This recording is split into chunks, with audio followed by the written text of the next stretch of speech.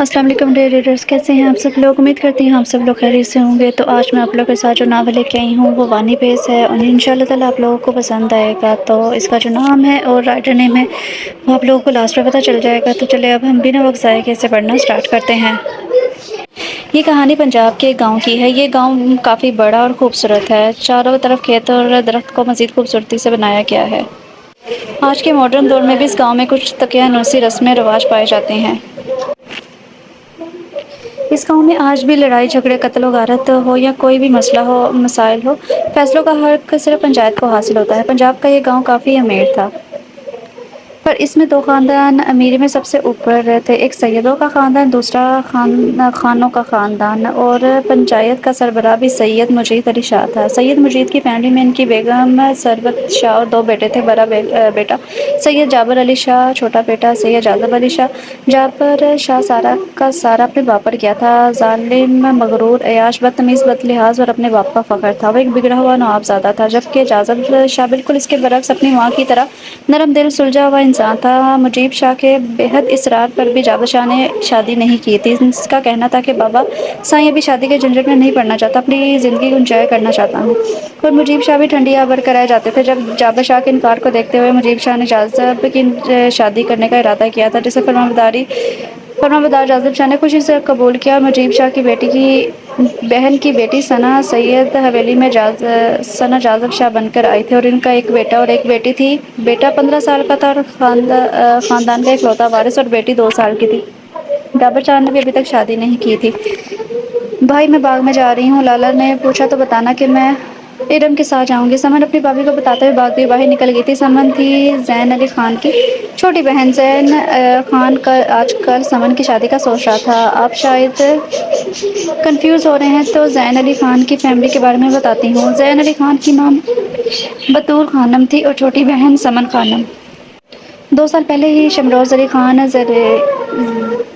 زرین خان کے والد کا انتقال ہو گیا تھا۔ سب ذمہ داری زین علی خان پر آ گئی تھی، یعنی چھوٹے خان پر۔ زین کی شادی کو 9 سال ہو چکے تھے۔ اس کی بیوی کا نام خانم زارا زین تھا، جو زین علی خان کی من چاہی تھی۔ ان کے 2 بچے تھے، ایک بیٹا ایک بیٹی۔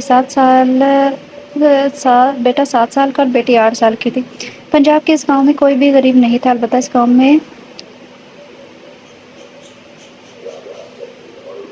میں رئیس اور کروڑ پتی صرف 2 خاندان ہی تھے، ایک سید خاندان اور دوسرا خانوں کا خاندان۔ زین علی خان بھی سید مجیب شاہ کے ہم پلے تھا، پر سیدوں اور خانوں میں برسوں سے چلتی آ رہی خار کبھی کبھار گاؤں کا ماحول خراب کرنے کا باعث بنتی تھی۔ کبھی سیدوں کی فصل خانوں کے آدمی خراب کرتے نظر آتے تو کبھی سیدوں کے آدمی خانوں کے ڈیری فارم میں آگ لگاتے ہوئے نظر آتے تھے۔ دونوں خاندانوں نے کبھی خود سے میدان میں آنے کی پہل نہ کی تھی، دونوں صرف آدمیوں کے ذریعے ہی بدلہ لیتے تھے۔ سلام بابا سائی، آؤ میرے شیر آیا ہے، مجیب شاہ نے فخر سے سینہ چوڑا کر کے جابر شاہ کے بغل گیر ہوتے ہوئے کہا تھا۔ 10 لاکھ چاہیے تھے بابا سائیں، کسی پارٹی شارٹی کا پروگرام ہے کیا؟ مجیب شاہ نے پوچھا تھا۔ وہ بابا سائیں، میرا دوست لندن سے واپس آیا ہے تو اسے پارٹی دینی ہے، ابھی سے انتظام کرنا ہوگا، رات میں ہے، آخر اسے بھی تو پتہ چلے نا کہ وہ ہمارے پنجاب میں آیا ہے۔ ارے واہ واہ میرا شیر پتر، بالکل مشق کر گیا ہے، تجھے کب سے میری اجازت کی ضرورت پڑنے لگی پتر؟ نکال جتنے پیسے چاہیے، پر سن مہمان نوازی میں کوئی کمی نہیں ہونی چاہیے، آخرکار میرے پتر کا دوست ہے نا؟ جی بابا سائیں۔ شاہ جی بہت سر چڑھایا ہے آپ نے جابر کو، کہیں آپ ہی کی پگ پر مٹی نہ ڈال دے، ثروت بیگم نے پریشانی سے کہا تھا۔ اے ثروت میرے شیر، میرا فخر ہے، آئندہ خیال رکھنا، مجیب نے تکبر سے کہا تھا۔ ارم، سمن، ایمن، سویرا، انم اور بھی بہت سی لڑکیاں باغ میں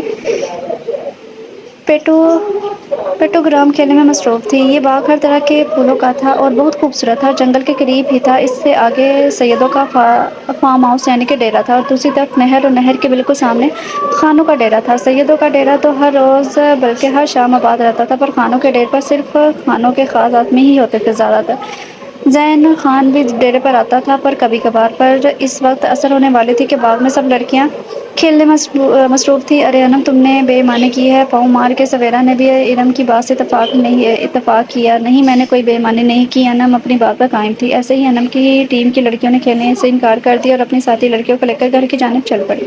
پیچھے سویرا، ارم، سمن ہی رہ گئی تھی۔ یار یہ وہ نوسماریاں تو سچ میں نکل گئی ہیں، سمن نے کہا۔ اچھا دفع کرو ان کو، ہم عام توڑتے ہیں، ارم نے کہا۔ مجھے تو درخت پر چڑھنا ہی نہیں آتا، سمن نے معصوم شکل بناتے ہوئے کہا تھا۔ اچھا تم ادھر بیٹھو، ہم دونوں توڑ کر لاتی ہیں، سویرا نے کہا۔ یار دیکھو مغرب بھی ہونے والی ہے، گھر کو چلتے ہیں، لالا بھی آنے والا ہوگا۔ سمن نے کہا یار کچھ نہیں ہوتا، ادھر رک ہم آتے ہیں۔ ارم نے کہا اور دونوں درخت پر چڑھنے لگی۔ آج سیدوں کے ڈیرے پر معمول سے کچھ زیادہ ہی اہتمام ہو رہا تھا۔ دیگیں پک رہی تھی، مختلف کھانوں کی اور موسیقی کا بھی کافی انتظام تھا، اور ڈیرے کے کافی دور سے بھی میوزک کی آوازیں آ رہی تھی۔ ارے یار یہ سیدوں کے ڈیرے پر آج کچھ زیادہ ہی رونق ہے، کیا وجہ ہے؟ گاؤں کے ایک آدمی نے دوسرے سے پوچھا۔ تمہیں نہیں پتا؟ آج جابر شاہ کا دوست باہر سے آیا ہے، تو جابر شاہ نے اس کی دعوت کی ہے۔ اوہ اچھا، ہاں جی، اور دعوت بھی ایسی ہے کہ دیکھتے ہی رہ جاؤ گے۔ کوئی ایسی کیا خاص بات ہے اس دعوت میں؟ دوسرے آدمی نے پوچھا۔ تو یار آج پینے اور پلانے کے ساتھ شباب کا بھی دور ہے ادھر۔ اچھا، دوسرا آدمی حیرانگی سے کہتا ہوا اٹھا تھا۔ ہاں جی، اور سب شہر کے دوست ہوں گے جابر شاہ کے۔ آج رات تو رنگینیاں ہوں گی۔ او یار تو جابر شاہ پہلے کون سا یہ سب نہیں کرتا؟ لڑکی شراب تو اس کا روز کا کام ہے، پر آج اس محفل میں مجرا بھی شامل ہے نا، دوسرے نے کہا، اور دونوں ہنستے ہنستے گھر کی جانب چل پڑے۔ ارم اور سویرا ابھی بھی آم توڑنے میں لگی ہوئی تھی کہ اب اندھیرا ہو رہا تھا۔ یار بس کرو، گھر چلتے ہیں۔ سمن کو جیسے دل نے انہونی کا پتا دیا تو سمن نے دہل کر دونوں کو دیکھا تھا۔ دونوں اترنے ہی والی تھی کہ دو گولڈن رنگ کے گیدڑ سمن کی طرف آتے دکھائی دیے۔ سمن بھاگ گیدڑ وہ درخت پر ہی سے سمن کو بولی تھی۔ سمن وہ ڈر گئی تھی اور اندھا دھند بھاگنے لگی۔ سمن بس بھاگ رہی تھی، اسے نہیں پتا تھا وہ کن لوگوں کے ڈیرے کی طرف جا رہی ہے۔ ایک موت سے بچنے کے لیے دوسری موت کے منہ میں جا رہی ہے۔ وہ بھاگی جا رہی تھی اپنے بھیانک انجام سے انجان۔ گیدڑ اب بھی اس کے پیچھے تھے اور سمن بھاگ رہی تھی۔ سمن کو ایک گھر سا نظر آیا تھا جدھر سے میوزک کی آواز آ رہی تھی۔ بس اس نے سوچ لیا تھا کہ اس گھر میں جانا ہے اپنی جان بچانے کے لیے۔ زرین خان اپنی زمینوں کے قبضے کے مسئلے میں شہر آیا تھا اور ادھر کسی تنظیمی پارٹی کے جلسے کی وجہ سے روڈ بلاک تھی۔ اسی وجہ سے اسے کل صبح کو ہی اپنے گاؤں کے لیے نکلنا تھا۔ شاہ جی سب مہمان آ چکے ہیں؟ اچھا سب انتظام ہو گیا ہے نا؟ اچھے سے؟ جی شاہ جی سب ہو گیا ہے، پر شینی میڈم نے لڑکیاں بھیجنے سے انکار کر دیا۔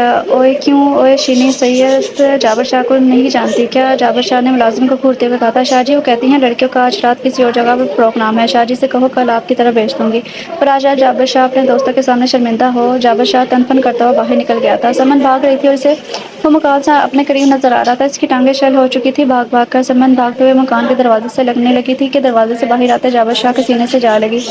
مجھے بچا لو، وہ گیدڑ میرے پیچھے لگے ہیں۔ سمن نے زور سے سانس لیتے ہوئے جابر شاہ کو بتایا۔ اچھا جابر شاہ اس کے جسم پر بھرپور نظر ڈالتے ہوئے کہا۔ تم زین خان کی بہن ہو نا؟ جی جی میں اسی کی بہن ہوں۔ او تم تو بالکل ٹھیک جگہ پہ پہنچی ہو۔ جابر شاہ نے اس کو خیانت سے دیکھتے ہوئے کہا تھا۔ مجھے میرے گھر چھوڑ دو۔ سمن نے اندھیرے کو دیکھتے ہوئے کہا۔ ارے اتنی جلدی ہی کیا ہے؟ چھوڑ دوں گا نا، پہلے اندر تو چلو۔ نہیں میں اندر نہیں جاؤں گی، سمن نے جابر شاہ سے اپنی کلائی چھڑواتے ہوئے کہا تھا۔ سمن کو اس کا دل جیسے کچھ انہونی کا پتا دے رہا تھا۔ چلو اندر۔ اب کی بار جابر شاہ اس کو گھسیٹتا ہوا اندر لے کے جا رہا تھا۔ سمن روتے ہوئے ساتھ کھینچی چلی جا رہی تھی۔ غلامے او غلامے، اسے سنبھال، رات کے انتظام ہو گیا ہے، اسے لے کر جا کمرے میں بند کر دے۔ صبح کے 3 کا وقت ہو گیا تھا۔ زین خان نے پتہ کروایا تو اسے معلوم ہوا کہ ایک آدھے گھنٹے تک سب روڈ کھل جانے تھے اور پھر زین کو بھی اسی وقت نکلنا تھا، کیوں گاؤں پہنچنے میں بھی اسے ایک گھنٹہ درکار تھا۔ رات کے 2 بجے جابر شاہ کے تمام مہمان کھانا وانا کھا چکے تھے۔ ڈیرے پر اب صرف جابر شاہ اور اس کے قریبی دوست تھے۔ یارو کیسی لگی آج کی دعوت؟ جابر شاہ نے تعریف طلب نظروں سے دوستوں کو دیکھتے پوچھا۔ جابر شاہ کھانا تو بلا شبہ بہت ہی مزیدار تھا، پر ایک کمی تھی۔ وہ کیا؟ جابر شاہ نے پوچھا تھا۔ یار اب شراب تو نظر آ رہی ہے، پر شباب؟ بگڑے ہوئے میرزادوں نے ہوش خور لہجے میں کہا تھا۔ ہاں ہاں یار ایسا ہو سکتا ہے تم سب جابر شاہ کے مہمان خانے میں دعوت میں اور جابر شاہ تمہیں شباب ہی نہ دے تو کیا فائدہ تم سب کو دعوت پر بلانے کا؟ آج جابر شاہ ایسی چیز لایا ہے کہ تم سب دیکھ کر خوش ہو جاؤ گے۔ اور تم ایسے کہہ رہے ہو جو یقیناً آئٹم ہی ہوگی، زاہد نے خیانت سے کہا تھا۔ اوکے تم سب جام نوش فرماؤ، میں بلبل کو لے کر آتا ہوں۔ سب ہنسنے ہوئے شراب کی بوتلیں اٹھائی تھی۔ سمن کو ایک کمرے میں بند کر دیا گیا تھا، وہ روتی گر گراتی مدد کو پکار رہی تھی۔ کوئی اس کی مدد کو نہ آیا، شاید اس کی زندگی میں اب یہی سیاہی لکھی گئی تھی۔ 7 سے 8 گھنٹے گزر چکے تھے، کوئی نہیں آیا تھا، بس وہ ملازم آیا جو کھانے کی پلیٹ رکھ کر واپس چلا گیا تھا۔ ابھی سمن یہ سب سوچ ہی رہی تھی کہ دروازہ کھلنے کی آواز آئی۔ سمن پھر سے سمٹ کر بیٹھ گئی تھی اور جابر شاہ تھا۔ سمن کو کچھ اندازہ ہو گیا تھا وہ کہاں پھنس گئی ہے۔ ارے بلبل ابھی تک کیوں ہی بیٹھی ہے اور یہ کھانا بھی نہیں کھایا نا؟ نہیں مجھے نہیں کھانا، پلیز مجھے گھر جانے دو۔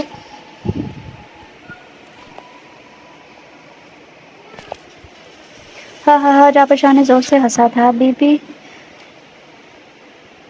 بیبی گھر کو تو اب تم تب ہی جاؤ گی جب ہم تم سے سیراب ہو جائیں گے۔ آخر تم کیوں کر رہے ہو میرے ساتھ ایسا ظلم، اور تم ہو کون؟ ویری گڈ ڈارلنگ، اچھا سوال ہے، یہ بھی بتا دیتے ہیں تو سنو۔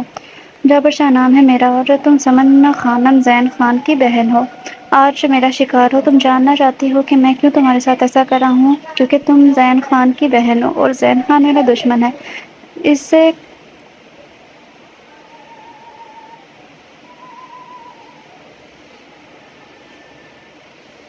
اس کتے نے میری گرل فرینڈ کا ریپ کرنے سے اسے بچایا تھا، اب میں تمہارے ریپ کر کے حساب برابر کروں گا۔ سمن نے جب اپنی جان سے پیارے بھائی کے لیے گالی سنی تو وہ خود کو روک نہ پائی اور جابر شاہ کے گال پر چٹک کر تھپڑ مارا تھا۔ سالی تھپڑ مارتی ہے۔ اور پھر جابر شاہ غصے سے سمن کو کندھے پر ڈال کر اوپر ہال نما کمرے میں لے گیا جہاں سب عیاش لوگ شراب پی رہے تھے۔ یہ شہر کا مشہور ہوٹل تھا۔ زین خان آج رات اس ہوٹل میں رکنے آیا تھا کیونکہ کل اس کے ہاں اس کے بیٹے کی ولادت ہوئی تھی، تو ہاسپٹل میں مردوں کو رات گزارنے کی اجازت نہیں تھی، تو زین اسی قریبی ہوٹل میں رات گزارنے آیا تھا۔ وہ کاؤنٹر سے اپنے روم کی چابی لے کر اپنے روم میں جا رہا تھا کہ جب ایک روم سے رونے کی آوازیں آئی تھیں۔ پلیز جابر ایسا مت کرو، میرے پاپا کی سرکل میں بہت عزت ہے، میں تو تم سے شادی کرنا چاہتی ہوں پر تم یہ سب پلیز مجھے جانے دو، میں اس طرح کی لڑکی نہیں ہوں۔ ارے بیبی، شادی میں کیا رکھا ہے، آج رات مجھے انجوائے کرنے دو، کل کسی اور کو پکڑ لیں گے، میں ایسی لڑکی نہیں ہوں۔ تم نے دھوکے سے مجھے ادھر بلایا تھا کہ تمہاری مدد مجھے چاہیے، مجھ سے شادی کے لیے میں اس لیے آئی تھی، لڑکی نے روتے ہوئے کہا تھا۔ تبھی زین روم میں داخل ہوا تھا۔ اور یہاں کیا چل رہا ہے؟ زین کی آواز پر وہ لڑکی فوراً جابر کی آغوش سے نکلی اور زین کے پیچھے چھپ گئی تھی۔ پلیز مجھے بچانے، میری عزت، لڑکی نے روتے ہوئے کہا تھا۔ زین نے لڑکی سے کہا، تم جاؤ۔ لڑکی ایک منٹ ضائع کیے بغیر وہاں سے بھاگ گئی تھی۔ یہ کیا کیا تم نے جابر؟ جابر نے اپنے رات یوں خراب ہوتے ہوئے زین کو دیکھ کر غصے سے کہا تھا۔ یہ کیا بےہودگی ہے جابر شاہ، اپنی ذات کا ہی خیال کر لو، شاہ خاندان سے ہو تم، بس مجھے زیادہ لیکچر دینے کی ضرورت نہیں ہے، تمہیں دیکھ لوں گا۔ اور وہ تن تن کرتا ہوا وہاں سے نکل گیا تھا۔ جابر شاہ نے جا کر سمن کو صوفے پر پٹکا۔ اوہ سو بیوٹیفل، دوسرے نے کہا۔ پریٹی، تیسرے نے کہا۔ سو سیکسی، چوتھے نے کہا۔ واہ مست ہے۔ اور ایسے ہی سب نے سمن کو خیانت سے دیکھا اور اپنی گندی نظر سے تعریف کی۔ سمن کا جی چاہ رہا تھا کہ زمین پھٹے اور اس میں سما جائے۔ 5 دوست جابر شاہ کے اور چھٹا وہ خود تھا۔ اس معصوم کو 4-5 گھنٹے نوچتے رہے۔ جب اس کے جسم میں چند سانسیں باقی رہ گئی تھیں تب اسے جابر کے ایک آدمی نہر کے کنارے ڈال کر خود نکل گئے تھے۔ زین گھر کے تھوڑے قریب ہی تھا کہ اسے نہر کے کنارے کوئی لڑکی پر نظر آئی تھی۔ زین بھاگ کر گیا۔ جب لڑکی کے چہرے پر نظر پڑی تو اس کے پیروں نیچے سے زمین ہی نکل گئی تھی کیونکہ وہ اس کی چھوٹی بہن سمن تھی۔ سمن آنکھیں کھولو، کیا ہوا تمہیں؟ چندا بولو نا۔ زین کی زبان بھی لڑکھڑا رہی تھی۔ زین کو کچھ سمجھ میں نہیں آ رہا تھا کیونکہ سمن کے کپڑے بالکل ٹھیک حالت میں تھے۔ زین نے کچھ سوچتے ہوئے اپنے کار میں پچھلی سیٹ پر ڈالا، ہاسپٹل لے گیا تھا۔ شاہ جی، ملازم بھاگتا ہوا جابر شاہ اس کے دوستوں کے کمرے میں داخل ہوا تھا۔ غلام دفاع جا، کیا تکلیف ہے تجھے؟ ابھی سوئے تھے ہم۔ شاہ جی، غضب ہو گیا۔ ارے بکری، اب جابر شاہ نیند میں بڑی آنکھوں سے ملازم کو دیکھتا ہوا بولا تھا۔ شاہ جی، لڑکی کو کوئی کار میں ڈال کر لے گیا ہے۔ اچھا، تو اس میں پریشانی کی کیا بات ہے؟ اچھا ہے نا، مصیبت کو خود ہی کوئی لے گیا ہے۔ جابر شاہ نے لاپرواہی سے کہا تھا۔ تو نکل باہر، دفعہ ہو، نکل مر ادھر سے، اور تم سب جاؤ حویلی سے۔ 10 بجے ناشتہ لے کر آنا، اب سب تم جاؤ ادھر سے۔ بہتر شاہ جی، ملازم کہتا ہوا نکل گیا تھا۔ مسٹر زین، آپ پیشنٹ کے کیا لگتے ہیں؟ میں بھائی ہوں سمن کا۔ ڈاکٹر، کیا ہوا ہے میری گڑیا کو؟ Are you serious? ڈاکٹر نے حیرانگی سے زین کو دیکھتے ہوئے کہا تھا۔ ڈاکٹر نے حیرانگی سے زین کو دیکھا تھا۔ کیا آپ کو واقعی نہیں پتا کہ آپ کی سسٹر کے ساتھ کیا ہوا ہے؟ نہیں ڈاکٹر، میں جب گھر پہنچا تو گھر میں کوئی نہیں تھا، مجھے یہ ایسے ہی ملی تو میں اسے ہاسپٹل لے آیا۔ زین کو مناسب نہیں لگا کہ وہ کہتا کہ مجھے یہ نہر کے کنارے ملی ہے، تبھی اس نے جھوٹ کہہ دیا تھا۔ مسٹر زین، جیسا کہ ہم آپ کو اچھی طرح جانتے ہیں اس لیے پولیس کو انفارم نہیں کر رہے، ورنہ یہ پولیس کیس ہے۔ پلیز بتائیں کیا بات ہے؟ زین کو کچھ گڑبڑ لگی تھی۔ مسٹر زین، آپ کی سسٹر کا ریپ ہوا ہے۔ وٹ؟ زین کو کرسی سے اٹھ کر کھڑا ہوا تھا۔ جی بالکل، پیشنٹ کے ساتھ بہت درندگی سے ریپ کیا گیا ہے، ہم نے ٹریٹمنٹ کر دیا ہے، کچھ دیر تک انہیں گھر لے کر جائیے گا کیونکہ ہاسپٹل میں خطرہ ہے پولیس کا۔ اوکے ڈاکٹر، زین نے بہت مشکل سے اپنے آنسو روکتے ہوئے ڈاکٹر سے اوکے کہا تھا۔ زین سمن کے ہوش میں آتے ہی، گڑیا ایک بار بتا دو، صرف ایک بار، کہ تمہارے پاکیزہ وجود کو کس حرامزادے نے گندا کیا ہے؟ سمن نے جابر شاہ اور اس کے دوستوں کا بتا دیا، یہ بھی کہ جابر شاہ نے کس بات کا بدلہ لیا تھا۔ زین نے ہاسپٹل میں بہت مشکل سے اپنے غصے کو کنٹرول کیا تھا۔ زین گھر پہنچا، سمن کو بیوی اور ماں کے پاس چھوڑ کر اپنے کمرے سے اپنا ریوالور نکالا اور باہر نکل گیا۔ زین، آپ کدھر جا رہے ہیں؟ زارا نے پوچھا تو زین نے غصے سے کہا جابر شاہ کو زندگی سے اٹھانے، اور وہ باہر نکل گیا۔ زارا سے روکتی رہ گئی تھی۔ زین سیدھا سیدوں کے ڈیرے پر گیا تھا۔ صبح کے 9:30 بجے تھے۔ سیدوں کے ڈیرے پر کوئی ملازم تو تھا نہیں کیونکہ انہیں جابر شاہ نے ہی حویلی بھیجا تھا۔ زین اسے کمرے میں گیا جدھر جابر شاہ اور اس کے دوست تھے۔ دروازے کے زور سے کھلنے پر جابر شاہ نے غصے سے دیکھا پر وہ زین اور اس کے ہاتھ میں ریوالور کو دیکھ کر گھبرا گیا تھا۔ زین، تم نے خانوں کی عزت کا خواب ڈالا ہے نا؟ آج تک وہ پیدا نہیں ہوا جو خانوں کی عزت کو بری نظر سے دیکھے، پر تم نے میری گڑیا کے جسم کو ہاتھ لگایا، خود اپنی موت کو دعوت دی ہے۔ یہ کہتے ہی زین نے گولی جابر شاہ کی پیشانی پر ماری اور جابر شاہ دوسرا سانس بھی نہ لے سکا تھا۔ پھر زین نے باری باری ان 5 کو بھی گولی ماری اور سیدھا سیدوں کے ڈیرے سے باہر نکل گیا تھا۔ زین کے گھر سے جانے کے بعد بطول خانم نے سمن سے پوچھا کیا ہوا تمہیں اور کل سے کدھر تھی تم؟ اماں اور ساتھ ہی سمن زور زور سے رونے لگی تھی۔ اس کا اس طرح رونا بطول خانم اور زارا کو بہت کچھ سمجھنے پر مجبور کر گیا تھا۔ سمن اماں کی جان کچھ تو بتانا۔ اور پھر سمن نے باغ میں آم توڑنے سے لے کر واپس شہر سے گھر آنے تک سب بتا دیا تھا۔ بطول خانم اپنی بیٹی کی خاک ہوتی عزت کی میت پر بیان کرنے لگی۔ وہ دونوں ہی رو رہی تھی اپنے گھر کی عزت کے لٹ جانے کے دکھ سے۔ اب سمن ہوش و خراش سے بے گانہ ہو چکی تھی۔ زین ان پانچوں کو موت کے گھاٹ اتار کر ڈیرے سے باہر نکل رہا تھا کہ سیدوں کا ملازم ناشتے کی پلیٹ لیے اندر داخل ہوا تھا۔ اس نے جب زین کے ہاتھ میں ریوالور دیکھی تو اس نے ادب سے کہا خان جی آپ ادھر؟ زین نے بغیر ڈرے کہا جا اپنے مالک کے کفن دفن کا انتظام کر، اسے خانوں کی عزت کو پامال کرنے کی سزا ملی ہے۔ اور زین ڈیرے سے باہر نکل گیا تھا۔ زین جب گھر میں داخل ہوا تو ماں کو دیکھ کر ان کے گلے لگ کے رونے لگا تھا۔ اماں جان مجھے معاف کر دیں، میں اپنے گھر کی عزت کی حفاظت نہیں کر سکا۔ اس نے روتے ہوئے ماں کے پاؤں پر ہاتھ رکھے۔ بطول خانم اور زارا بھی دوبارہ سے رونے لگی تھی۔ زین بچے اس میں تمہاری کیا غلطی ہے؟ میری سمجھ یہ نصیب میں ہی ایسا لکھا تھا، اور پھر نصیبوں کا لکھا کون ٹال سکتا ہے؟ پر اماں میں نے جا بشار ان کے پتر کو دنیا سے مٹا دیا ہے، اب ہماری عزت کے قاتل بھی زندہ نہیں ہیں۔ شاہ جی ظلم ہو گیا جی شاہ جی، سیدوں کا ملازم بھاگتا ہوا شاہ حویلی میں آیا تھا۔ ارے کیا ہو گیا غلام وقت تو صحیح، مجیب شاہ نے غصے سے ملازم کو جھڑکا تھا۔ شاہ جی چھوٹے شاہ جی کا اور ان کے دوستوں کا قتل خانوں کے زین نے کر دیا ہے، کیا بک رہا ہے غلام شاہ جی؟ تسی ڈیرے تے چل کے دیکھ لو۔ سمن اب ہوش میں آئی اور اسے وہ سب یاد آ رہا تھا جو رات اس کے ساتھ ہوا تھا۔ ان پانچوں کا باری باری سے آگے اس سے سوچا نہیں گیا۔ سمن کو اپنا وجود غلیظ لگ رہا تھا۔ سمن تو برباد ہوگی، کیا کروں گی اب میں؟ سمن تمہارا وجود ایک ناپاک جسم ہے، نہ تو کوئی اب تمہیں اپنائے گا، نہ ہی تمہاری پہلے والی عزت رہے گی، تو کیا ساری زندگی بدنامی کی زندگی جیے گی؟ اور لالا زین کا کیا؟ وہ بھی میری عزت کے چلے جانے سے اب کبھی سر اٹھا کر چل سکے گا کیا؟ نہیں، کبھی نہیں۔ اس کا سر اب میں جیتے جی نہیں، کبھی نہیں، اس کا سر اب میرے جیتے جی اٹھ نہیں سکتا۔ سمن کے آنسو اس کے گلے میں جا کر غائب ہو رہے تھے۔ لیکن میں اپنے لالا کا سر اونچا دیکھنا چاہتی ہوں، اور اس کے لیے مجھے میری جان دینی ہوگی، تبھی سب ٹھیک ہوگا۔ اس نے بے سے اپنی آنکھوں سے آنسو بہتے صاف کیے اور اٹھ گئی۔ سمن مشکل سے بیڈ سے اتری اور کچھ تلاش کرنے لگی، تبھی اس کی نظر فروٹ کی ٹوکری میں پڑی چھری پر پڑی تھی۔ اس نے چھری جلدی سے اٹھائی، بے دردی سے باری باری ہوئی، دونوں کلائیوں کو بہت گہرے کٹ لگائے تھے۔ بیڈ پر لیٹ کر اپنے اوپر کمبل ڈال لیا کہ کسی کو کچھ نظر نہ آ سکے۔ قطرہ قطرہ سمن کے جسم سے خون نکل کر بیڈ کے میٹرس میں جذب ہو رہا تھا۔ جیسے جیسے خون جسم سے پھوٹ رہا تھا، ایسے ہی سمن کا چہرہ ویران و تاریک ہوتا جا رہا تھا، اور ساتھ سمن کی زندگی بھی ختم ہو رہی تھی۔ اللہ پاک سب مسلمانوں کو حرام موت سے بچائے۔ لیکن کبھی کبھی زندگی میں ایسا وقت بھی آ جاتا ہے جب انسان مجبوراً حرام موت کو چن کر زندگی سے رہائی حاصل کر لیتا ہے۔ اللہ پاک سب کا خاتمہ ایمان پر لائے، ایمان پر کرے، آمین۔ مجیب شاہ اپنے جان سے پیارے بیٹے کی ایسی دردناک موت دیکھ کر خون کے آنسو روئے تھے۔ ان پانچوں کو شہر اور جابر شاہ کی میت کو شاہ حویلی لایا گیا تھا۔ شاہ حویلی میں جابر شاہ کی موت سے کہرام مچ چکا تھا۔ سرور بیگم کو کچی کے دورے پڑ رہے تھے۔ جابر شاہ جیسا بھی تھا، ان کا بیٹا تھا اور بھائی تھا، اس کے بھابھی اور بھائی بھی رو رہے تھے۔ جابر شاہ کا بھتیجے جاذب شاہ کے بیٹے پر اپنے تایا کی موت کا برا اثر پڑا تھا۔ مجیب شاہ نے علاقے کے ڈی ایس پی کو بتایا کہ زین نے قتل کر دیا میرے بیٹے کا، اور اسے سخت سزا دی جائے۔ سمن میری جان، یہ سوپ پی لو، اماں جان نے بھجوایا ہے۔ زارا خانم نے سمن کو پیار سے پکارتے ہوئے کہا، پر سمن نے کمبل سے منہ باہر نہیں نکالا۔ زارا نے کمبل اٹھا کر دیکھا تو اس کے پیروں کے نیچے سے زمین نکل گئی تھی۔ زارا نے زور کی چیخ ماری اور زمین پر گر گئی تھی۔ بطول خانم جب بہو کی چیخ سنی تو فوراً سمن کے کمرے کی جانب بھاگی تھی۔ گھر میں داخل ہوتے ہی زین کو بھی بیوی کی آوازیں سنائی دیں تو وہ بھی سمن کے کمرے کی جانب بھاگا تھا۔ جب دونوں ماں بیٹے کمرے میں پہنچے تو ان کا بھی صدمے سے برا حال تھا، کیونکہ سمن بیڈ پر بے جان جسم کے ساتھ پڑی تھی۔ اس کے جسم میں ایک قطرہ بھی خون نہیں بچا تھا، چہرہ اس کا ہلدی کی طرح ہو چکا تھا اور ہونٹ کالے۔ سمن کی سفید بیڈ شیٹ اور اسکرین کمبل خون سے بھر چکا تھا، اور سمن مردہ حال بیڈ پر پڑی ہوئی تھی۔ ان تینوں کی دردناک چیخیں اور رونے کی آوازوں سے ارد گرد لوگ جمع ہوتے۔ سمن کی موت کی خبر پورے گاؤں میں پھیل گئی تھی۔ سمن کو پہلا غسل دے کر اس کی میت خان حویلی میں رکھی گئی تھی۔ اب سب عورتیں باری باری زارا خانم اور بطول خانم کے گلے لگ کے رو رہی تھیں، ان کے غم میں شریک تھیں۔ ارم اور سویرا سمن کی چارپائی کے ساتھ لگی بیٹھی تھی اور زاروں کی طرح رو رہی تھی۔ انہیں اپنی جان سے پیاری دوست کا بہت زیادہ دکھ تھا۔ سب مرد بھی زین کو حوصلہ دے رہے تھے اور اس کے غم میں شریک تھے۔ ابھی شام کے 5 کا وقت تھا اور سمن کی نماز جنازہ کا وقت 8 بجے رکھا گیا تھا۔ شاہ حویلی میں جابر شاہ کو مرے 5-6 گھنٹے گزر چکے تھے، اب نماز جنازہ کا وقت بھی ہو چکا تھا۔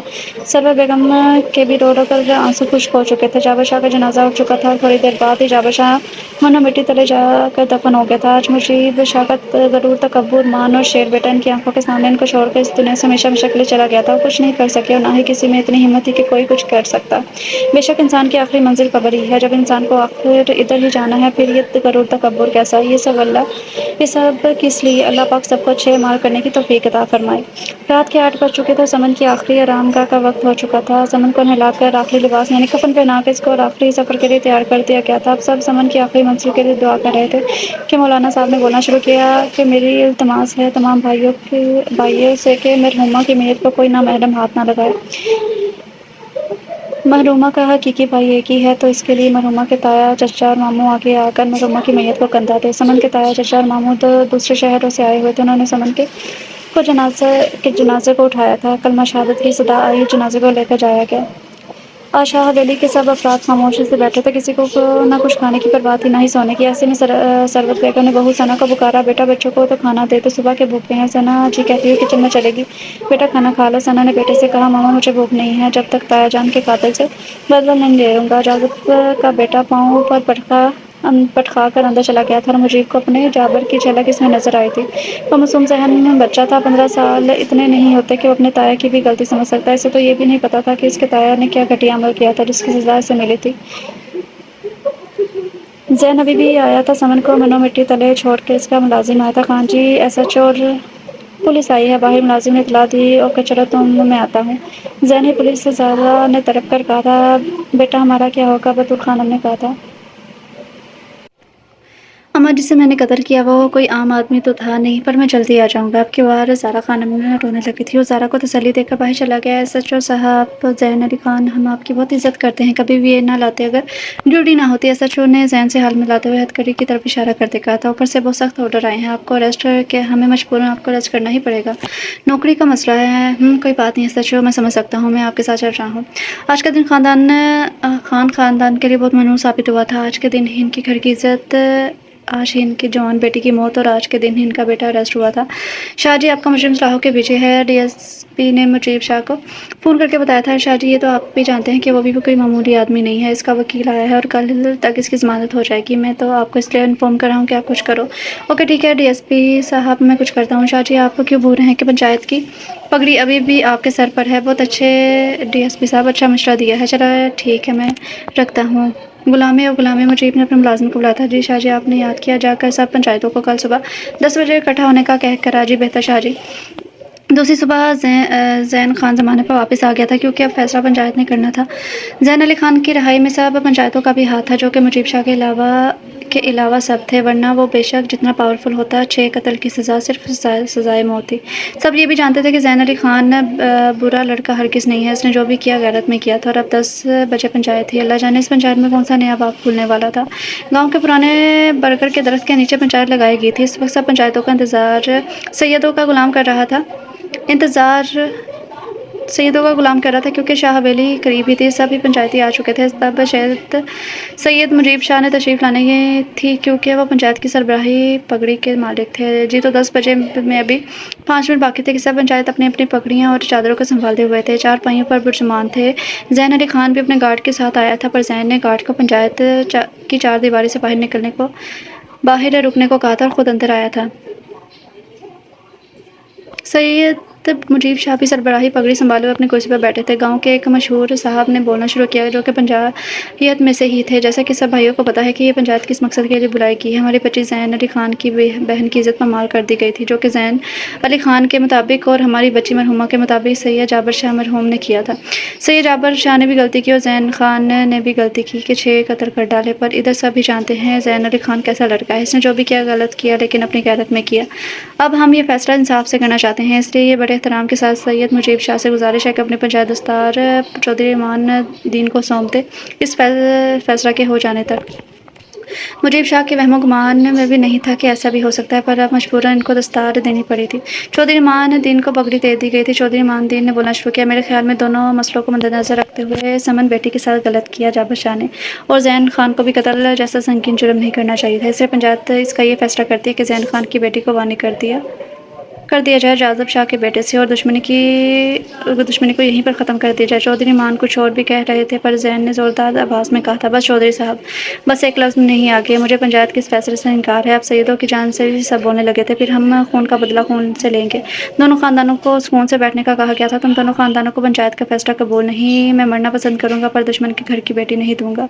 دشمن کے گھر بیٹی نہیں دوں گا تو تم دونوں خاندانوں کو گاؤں ہمیشہ کے لیے چھوڑ کے جانا ہوگا اور باہر تم لڑو مرو، ہمیں کچھ لینا دینا نہیں۔ چودھری مان نے غصے سے کہا تھا، اوئے چپ ہوئے۔ سید شاہ نے کچھ سوچتے ہوئے کہا تھا، تم سب کو کس نے کہا میں پنچایت کا فیصلہ قبول نہیں؟ مجیب شاہ نے اپنے خاندان والوں کو غصے سے دیکھتے ہوئے کہا تھا، ایک عمر گزری ہے میری پنچایت کے فیصلے کرتے ہوئے اور سب میرے فیصلے مانتے آئے ہیں، تو بلا میں خود اس فیصلے سے کوئی بھی اس فیصلے سے کیسے انکار کر سکتا ہے؟ مجیب شاہ نے پینترا بدلا تھا۔ چودھری مان دین، آپ اپنا فیصلہ سنائیں ہماری طرف سے۔ ہاں ہے آپ سب کے فیصلے پر۔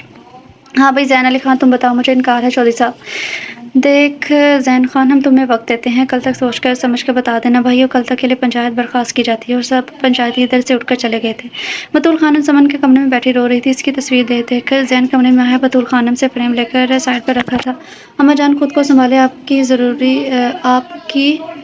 ضرورت ہم سب کو ہے، پلیز سنبھالیں خود کو۔ وہ دیکھیں بچے کتنے پریشان ہیں۔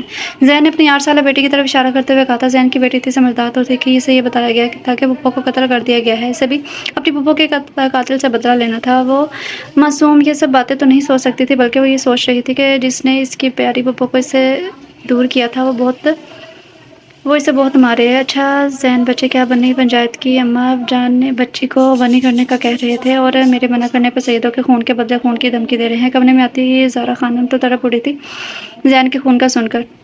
زین پلیز بچی کو بنی ہی کر دے، پر اگر آپ کو سیدوں کے لوگوں نے کچھ کر دیا تو میرا کیا ہوگا؟ وہ ایک بیوی بن کر کہہ رہی تھی، ورنہ کون ماں چاہتی ہے اس کی بیٹی دشمن کے گھر جائے؟ زین بیٹا، زہرا ٹھیک کہتی ہے، تم مان لو بیٹا اس کا فیصلہ۔ آپ دونوں پاگل ہو چکی ہیں کیا؟ میں اپنی بیٹی کبھی سیدوں کو نہیں دوں گا، اس سے بہتر ہے کہ میں سیدوں کے ہاتھوں قتل ہو جاؤں۔ زین غصے سے کہتا ہوا گھر سے باہر نکل گیا تھا۔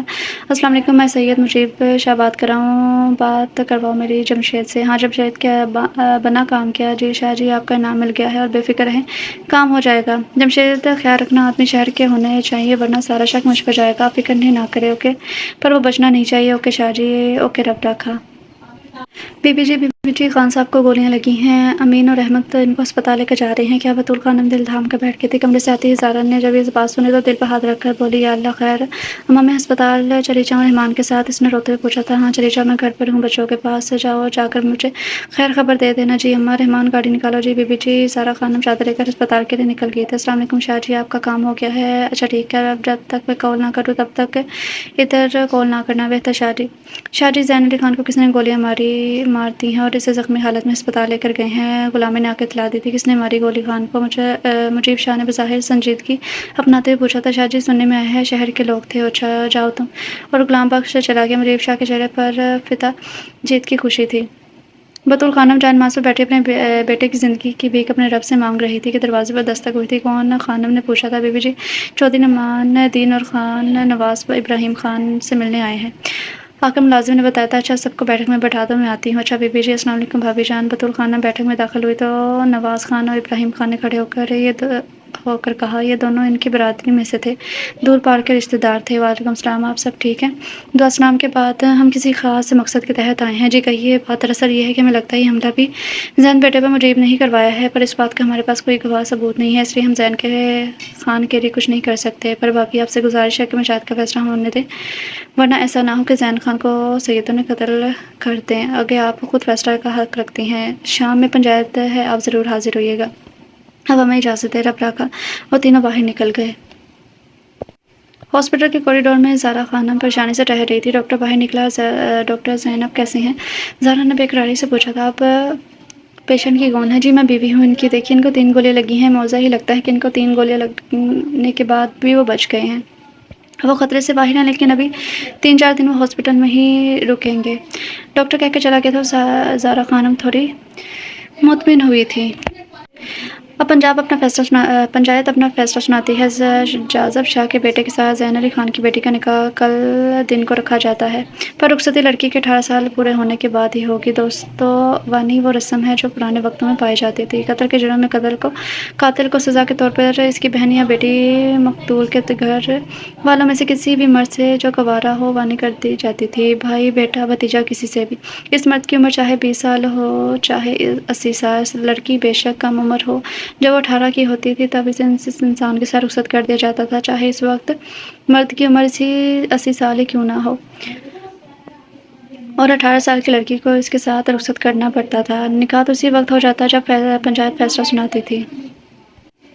خان حویلی کے سامنے پنچایتی آتے ہوئے نظر آئے تھے۔ سب پنچایتیوں کو خان حویلی کے گارڈن میں بٹھایا گیا تھا۔ خان ابراہیم نے بطول خانم سے نکاح کی اجازت چاہی تو بطول خانم نے سر ہلا کر ہاں کر دی تھی اور گڑیا سے کھیلتی آنی پر سرخ دوپٹہ ڈال دیا تھا۔ جازب شاہ کے بیٹے کے ساتھ زین خان کی بیٹی آنی کا نکاح کر دیا گیا۔ چند ہی لمحوں میں وہ معصوم شاہ خاندان کی بہو بن چکی تھی۔ اس 8 سالہ کم عمر بچی کو عمر سے بڑا بندھن میں باندھ دیا گیا تھا۔ نکاح کے بعد بطول خانم آنی کو سینے سے لگا کر بہت روئی تھی۔ میری بچی، اگر تیرے باپ کی زندگی کا سوال نہ ہوتا تو ہم تمہیں کبھی بھی ساگ میں نہیں جھونکتے۔ پر زہرا خانم اور بطول خانم کو کون سمجھاتا جس باپ کے لیے ان دونوں نے آنی کو شاہ حویلی کی بہو بنایا ہے، اس باپ کو سید مجید نے پھر بھی نہیں چھوڑنا تھا۔ زین گھر آ چکا تھا۔ زہرا خانم اور بطول خانم نے ابھی تک زین کو آنی کے متعلق نہیں بتایا تھا۔ آنی باہر اپنے دوستوں کے ساتھ کھیل رہی تھی کہ ریتا نے کہا، ارے آنی، تمہاری تو شادی ہو گئی ہے نا؟ نہیں، وہ تو میری گڑیا کی شادی تھی۔ آنی نے حیرت سے منہ کھولے ہوئے کہا تھا، نہیں، میری ماں نے بتایا کہ آنی کی شادی ہو چکی ہے۔ ریتا اپنی بات پر قائم تھی۔ جسے آنی روتے ہوئے گھر میں داخل ہوئی تھی تو گھر سے باہر نکلتے ہی زین سے لپٹ کر رونے لگی تھی۔ کیا ہوا میرے بچے کو؟ زین نے آنی کو چپ کرواتے ہوئے پوچھا تھا۔ بابا، ریتا کہتی ہے تیری شادی سنی شاہ سے ہو گئی ہے، اور آنی نے پھر سے رونا شروع کر دیا تھا۔ زین کی پیشانی پر لاتعداد بل پڑے تھے۔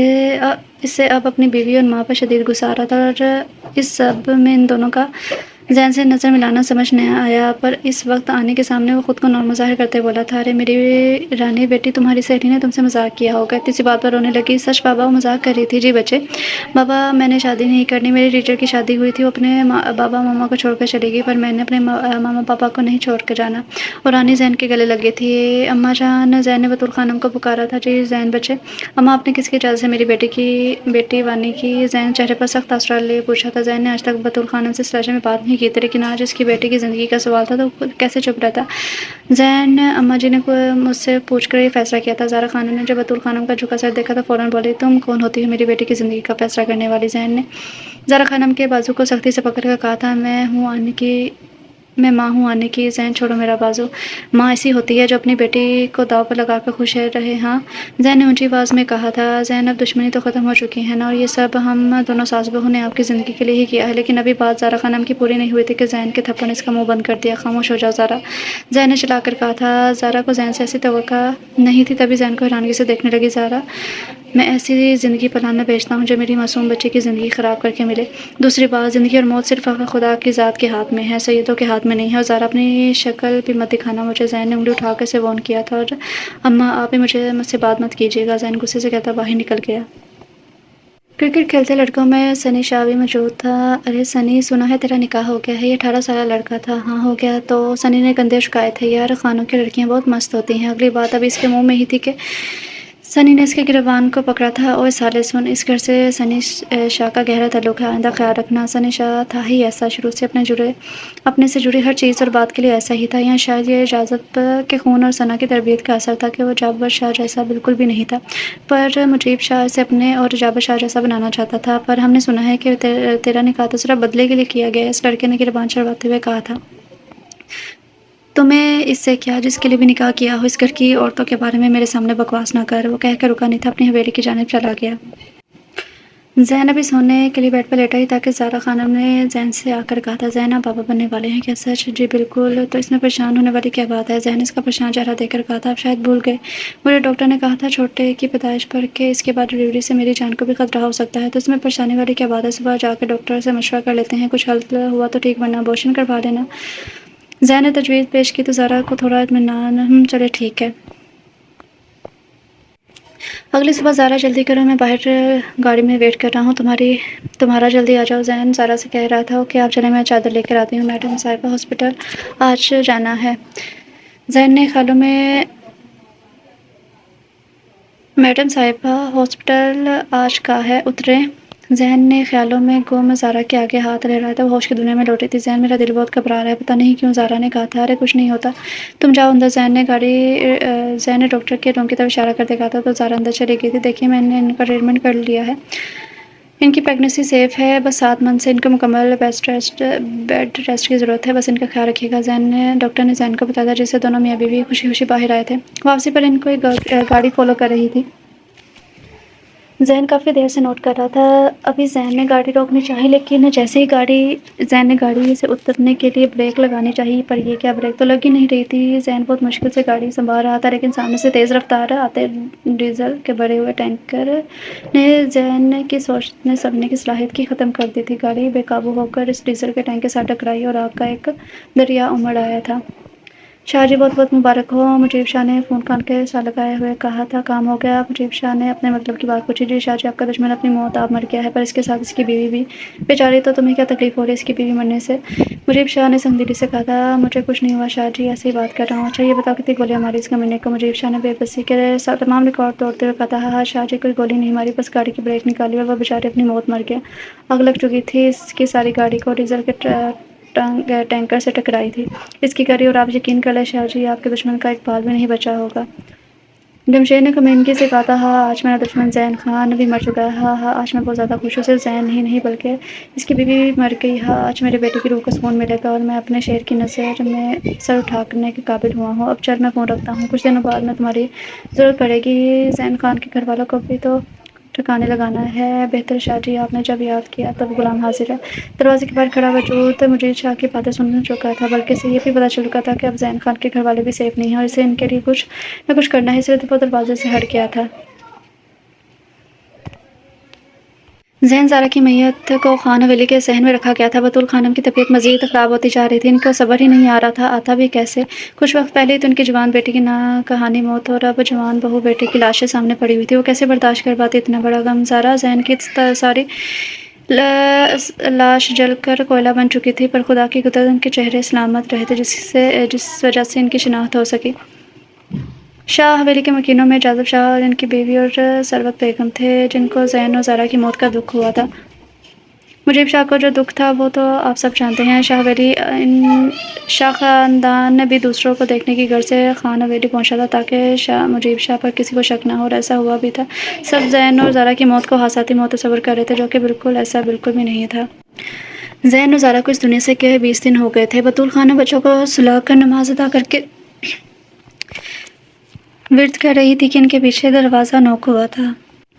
بطول خانم جانتی تھی کہ آنے والا کون ہے۔ اب بچے بیٹھو، خالہ جان آپ کی ساری زمینوں کو میں نے بیچ دیا اور سارا پیسہ اکاؤنٹ میں ڈال دیا ہے، کل آپ کی حویلی کی رقم میں لاتے ہی آپ یہاں سے بچوں اور 4-5 ملازموں کو لے کے نکل جائیے گا، اب آپ کو یہاں پر خطرہ ہے۔ آنے والے خیر خواہ نے ساری تفصیل بتائی تھی۔ بچے اپنے محروم شوہر کی حویلی چھوڑنے کا بالکل دل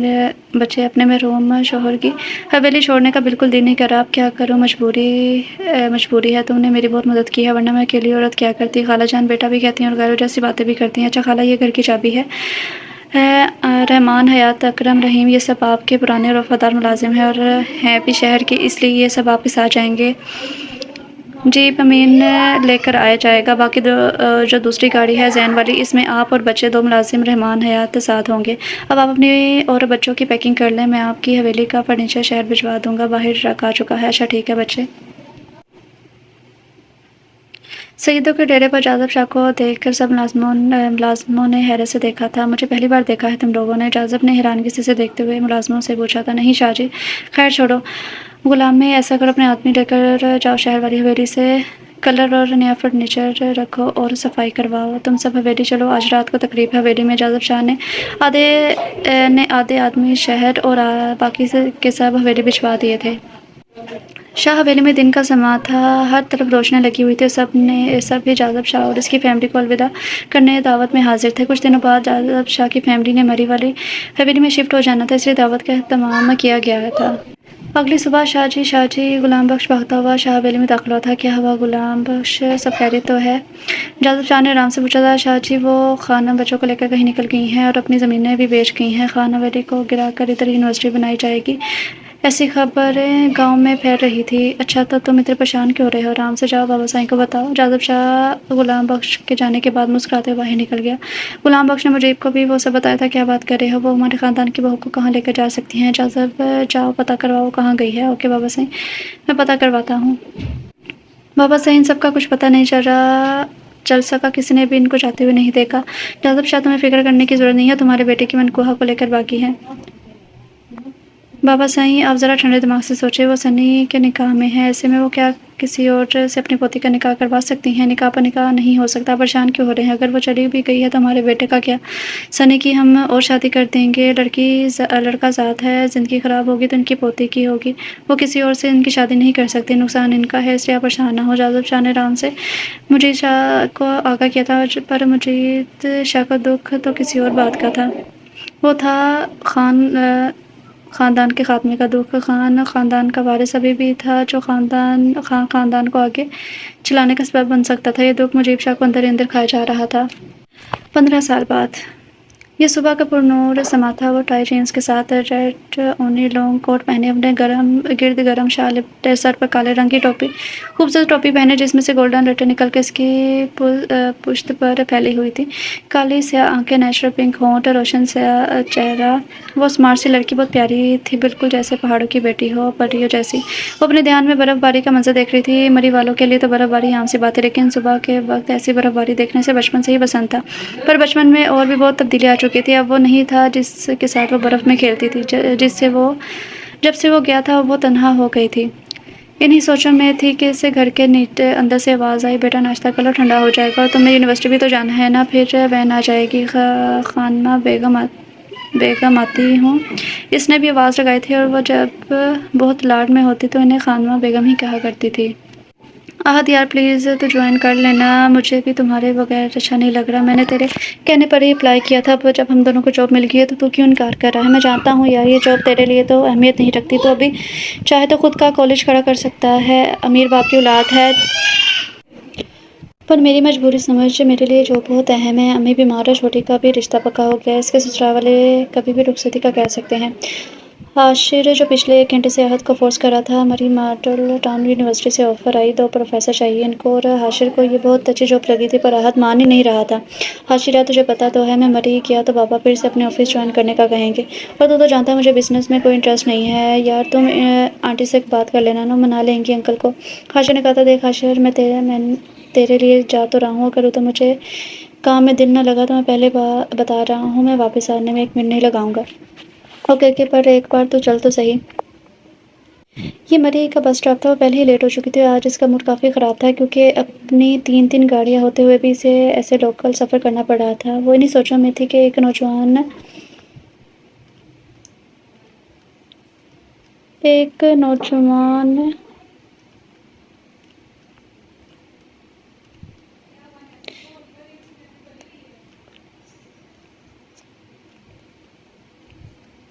نوجوان بولا لسن لیڈی، عروہ کو تو تاپی لگی تھی کہ اسے کیسے مخاطب کرنے لگا ہے۔ کیا ہے؟ عروہ نے غصے سے کہا تھا، حالانکہ وہ بالکل اپنے باپ کی طرح نرم دل اور آرام سے بات کرنے والی اور سمجھنے والی لڑکی تھی، اپنی عادت کے برخلاف۔ اس نے غصے سے کہا تھا۔ شارک نے آرام سے کہا، میڈم صاحبہ کیا یہ آپ کا پرس ہے؟ شارک نے پرس کی طرف اشارہ کرتے ہوئے کہا جو واقعی عروہ کا ہی تھا۔ جی میرا ہی ہے، عروہ نے شرمندہ ہوتے ہوئے کہا تھا۔ آپ کی بات؟ شارک نے زور سے عروہ کو وہ پرس پکڑاتے ہوئے کہا، لیجیے سنبھال لیجیے ورنہ بس والوں نے آپ کو آدھے راستے میں ہی اتار دینا ہے۔ عروہ حیرانگی سے منہ کھولے اس انسان کو دیکھ رہی تھی، جب وہ غصے میں بات کر رہی تھی وہ کتنے آرام سے بات کر رہا تھا، جیسے اس سے زیادہ تہذیب اور کسی انسان میں نہ ہو، اور وہ جب شرمندہ ہو رہی تھی تب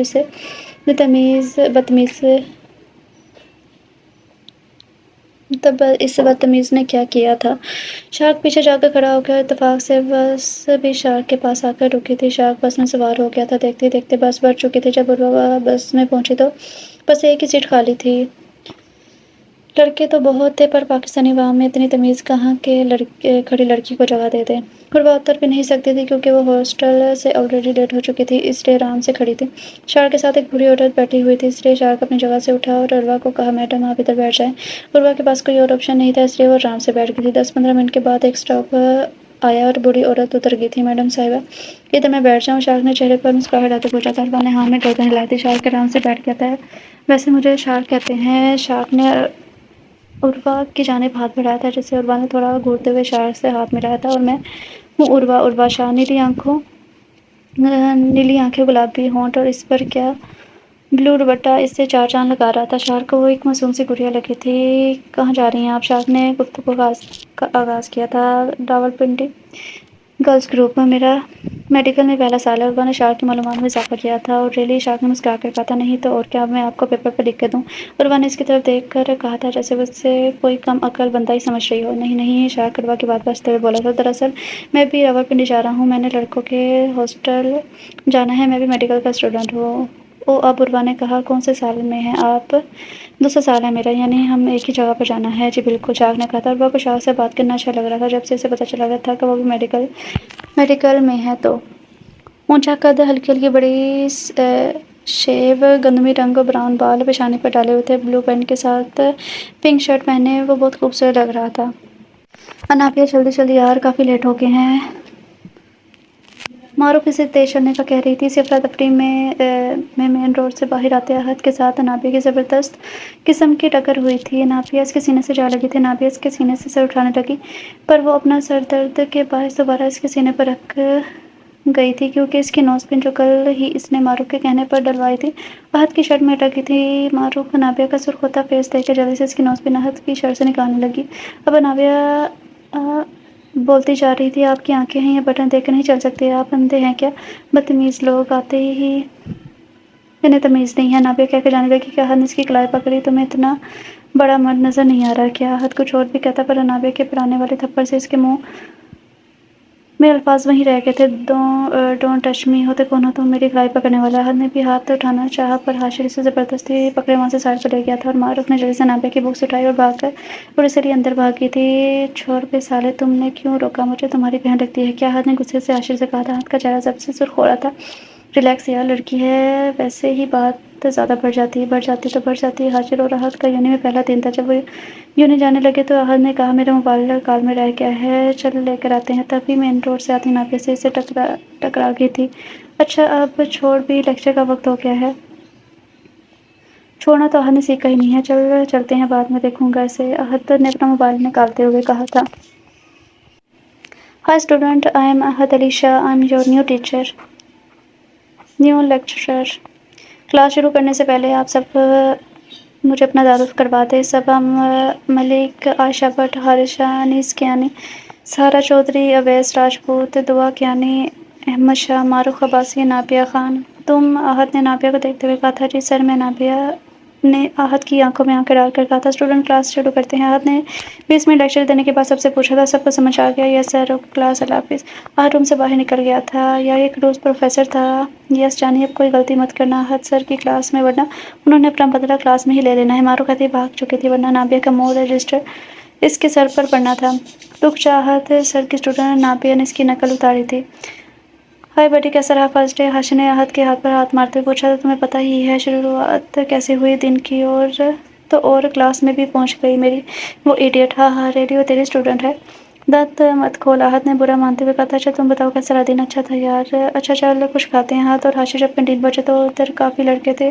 احد وہ دیکھ، وہ کیا کر رہے ہیں؟ حاشر نے کارنر میں ایک کمرے سا بنا تھا، ادھر سے کچھ لڑکے جھومتے ہوئے نکل رہے تھے، اس کی طرف اشارہ کرتے احد کو متوجہ کیا۔ چل دیکھتے ہیں، احد نے بھی کہا تھا۔ دونوں جب کمرے میں داخل ہوئے تو دونوں دیکھ کر دنگ رہ گئے تھے، کیونکہ وہاں لڑکے کچھ اور نہیں بلکہ ڈرگس یوز کر رہے تھے، اور ایک لڑکا سگریٹ پھر ڈرگس کے یونی کے اسٹوڈنٹ کو دے رہا تھا، اور سب وہ اسٹوڈنٹ جان بنے اس زہر کو اپنے معدے میں اتار رہے تھے۔ اس لڑکے نے جو سب کو ڈرگس دے رہا تھا احد کو دیکھ کر بدلا تھا۔ سر جی آپ دونوں کو بھی دوں؟ اس نے مسکراتے ہوئے کہا تھا۔ احد نے اسے گریبان سے پکڑ کر کھڑا کیا اور زوردار مکہ اس کے منہ پر مارا تھا۔ زہریلا انسان تو ڈرگس سپلائی کرتا ہے؟ احد نے اسے ایک اور مکہ اس کے ناک پر مارا، جس سے اس کے ناک سے خون نکلنے لگا۔ ان معصوموں کی زندگیوں کے ساتھ کھیل رہا ہے۔ حاشر، پرنسپل سر کو کال کر پولیس کو بلا۔ دیکھ اوئے پروفیسر، تو جانتا نہیں ہے میں کس کا آدمی ہوں؟ ملک تبریز کا آدمی ہوں، چھوڑے گا نہیں تو تجھے۔ اس بات پر احد نے 3-4 مکے اور اس پر برسائے تھے۔ آج نابیہ نے یونیورسٹی نہیں آنا تھا جو وہ کل معروف کو بتا چکی تھی، اس لیے معروف صبح یونی بغیر اس کے کی تھی، جبکہ اب نابیہ کا یونی جانے کا موڈ بن گیا تھا اور وہ یونی سے بہت لیٹ ہو چکی تھی۔ حاشر کلاس اٹینڈ کر رہا تھا اور حاشر کی بھرپور نظر معروف کے ارد گرد ہی گھوم رہی تھی۔ تمہیں کیا ہو رہا ہے حاشر؟ وہ تیری اسٹوڈنٹ ہے اور تو پروفیسر ہو کر اتنا کھسکا ہوا کب سے ہو گیا؟ وہ اپنے دل کو ڈانٹتے ہوئے کہا تھا۔ اسٹوڈنٹ اللہ حافظ کہتا وہ کلاس سے نکل گیا تھا۔ پچھلے 2 ویک سے وہ معروف کے لیے کچھ فیل کر رہا تھا، لیکن لگاتار اپنے دل کو ٹپڑ کر خاموش کروا دیتا۔ اب احد کی کلاس تھی اور نابیہ کافی لیٹ ہو چکی تھی۔ ارے آنی، آج کیسے بچے یہ اس خڑوس سے کلاس میں آ چکا ہوگا؟ نابیہ احد کے بارے میں سوچتے ہوئے منہ میں بڑبڑاتے ہوئے کہنے لگی تھی۔ میں کم ان سر؟ احد نے سر اٹھا کے اجازت لیتے لڑکی کو دیکھا جو کہ آدھا پیریڈ ختم ہو جانے کے بعد اب انٹری ماری تھی۔ یس کم ان جیتو محترمہ، آپ کی کلاس کا اب وقت ہوا ہے، احد نابیہ پر طعنہ کرتے ہوئے بولا تھا۔ آئی ایم سوری سر، نابیہ نے دل میں دانت پیستے ہوئے بظاہر شرمندہ لہجے میں کہا تھا۔ Okay stand.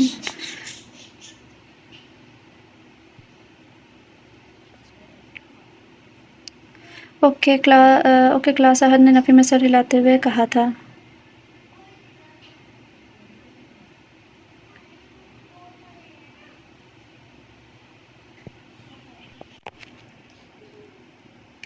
فری پیریڈ میں معروف گراؤنڈ میں بینچ پر بیٹھی ہوئی تھی، تبھی حاشر بھی بینچ کی جانب آتا ہوا نظر آیا تھا اور کلاس اٹینڈ کر کے باہر نکلا۔ اس کی نظر معروف پر پڑی جو کہ اکیلی تھی اور اتفاق سے اس کی بھی اگلی فری کلاس ہی تھی، اس لیے وہ کچھ سوچتے ہوئے اس کی جانب چل دیا تھا۔ آج 6 منتھ ہو چکے تھے حاشر اور احد کو اس یونیورسٹی میں۔ آج نابیہ کا بخار تھا، اس لیے معروف کو اکیلی آنا پڑا تھا۔ ہائے، حاشر نے کہا تھا۔ جی سر، آپ کو کچھ کام تھا؟ مجھے بلا لیا ہوتا، معروف نے جلدی سے کھڑے ہوتے ہوئے کہا تھا۔ نہیں معروف بیٹھیے، میں آپ سے پروفیسر بن کر ملنے نہیں آیا۔ کیا مطلب سر؟ معروف نے ناسمجھی سے کہا تھا۔ میرا مطلب ہے ہم فرینڈس بن سکتے ہیں کیا حاشر؟ معروف حاشر کا منہ تکنے لگی تھی، اسے سمجھ نہیں آ رہا تھا کہ اس کے سر کیسے کیا کہہ رہے ہیں۔ حاشر اپنی عقل پر ماتم کرتے ہوئے سوچنے لگا تھا۔ میرا مطلب ہے آپ سے ایک کام تھا، حاشر نے جلدی سے کچھ یاد آنے پر کہا تھا۔ جی سر کہیں؟ معروف نے اچھے اسٹوڈنٹ ہونے کا کردار نبھاتے ہوئے کہا تھا۔ میں نے سنا ہے تم ٹرپ پر نہیں جا رہی؟ جی سر نہیں جا رہی، پر اب تمہیں جانا ہوگا، اسے چاہے تم آرڈر سمجھو یا ریکویسٹ۔ حاشر کہہ کر رکا نہیں تھا بلکہ نکل گیا تھا۔ معروف اپنے ہینڈسم پروفیسر کے لفظوں پر غور کرنے لگے جو 1 منٹ میں آپ سے تم پر آ گیا تھا۔ اتنی ناسمجھ بچی تو تھی نہیں کہ بات کرنے کا لب و لہجہ نہ سمجھ پاتی، پر وہ اس پر یقین کرنے سے ڈرتی تھی کہ شاید اس کے ساتھ دوبارہ ایسا نہ ہو۔ عربا اس وقت ہاسپٹل میں تھی۔ آج ایک میٹنگ تھی سب student, new and old student کی۔ سسٹر عربا میٹنگ روم میں آ جائیں، میٹنگ شروع ہونے والی ہے۔ وہ ایک وارڈ میں پیشنٹ کو دیکھ رہی تھی کہ وارڈ بوائے نے آ کے اطلاع دی۔ اوکے میں آتی ہوں۔ Meeting room. جیسا کہ اس میٹنگ میں سب اسٹوڈنٹ ہیں، پہلے سال والے بھی اور دوسرے سال والے بھی اور چوتھے سال والے بھی موجود ہیں۔ آج ہم آپ کو گھر والوں میں تقسیم کریں گے۔ آج ہم آپ کو گھر گروپس میں تقسیم کریں گے تاکہ آپ لوگوں کے آنے والے امتحان اچھے ہوں۔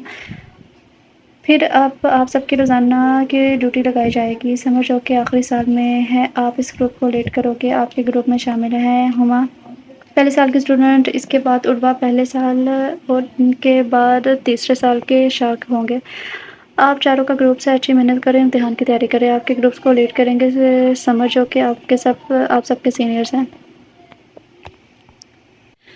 نابیہ میں بھی ٹرپ پر جا رہی ہوں۔ ارے واہ، یہ پروگرام کیسے چینج کر لیا؟ بس یار دل چاہ رہا تھا چلی جاؤں۔ اچھا دل ہی چاہ رہا تھا نا کہ کوئی اور وجہ ہے؟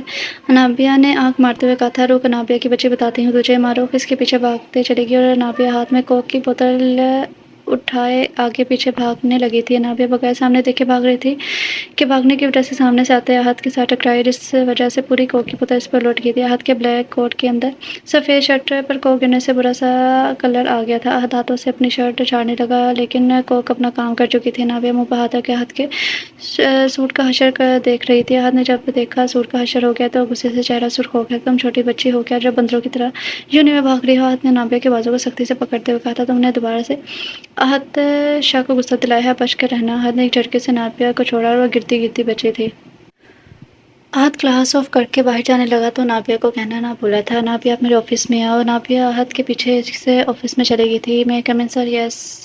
یس کم ان۔ نابیہ خان، تو مجھے بتاؤ تم نے سدھرنا ہے یا نہیں؟ احد نے سامنے کھڑی لڑکی کو دیکھ کر غصے سے کہا تھا۔ کیوں، میں نے ایسا کیا کر دیا؟ نابیہ احد کو اکیلا دیکھ کر شروع ہو گئی تھی۔ مسٹر احد، شاید تمہارا یہ روپ صرف کلاس کے سامنے ہی چل رہے گا کہ اکیلے میں تم شاید نابیہ خان کو جانتے نہیں ہو۔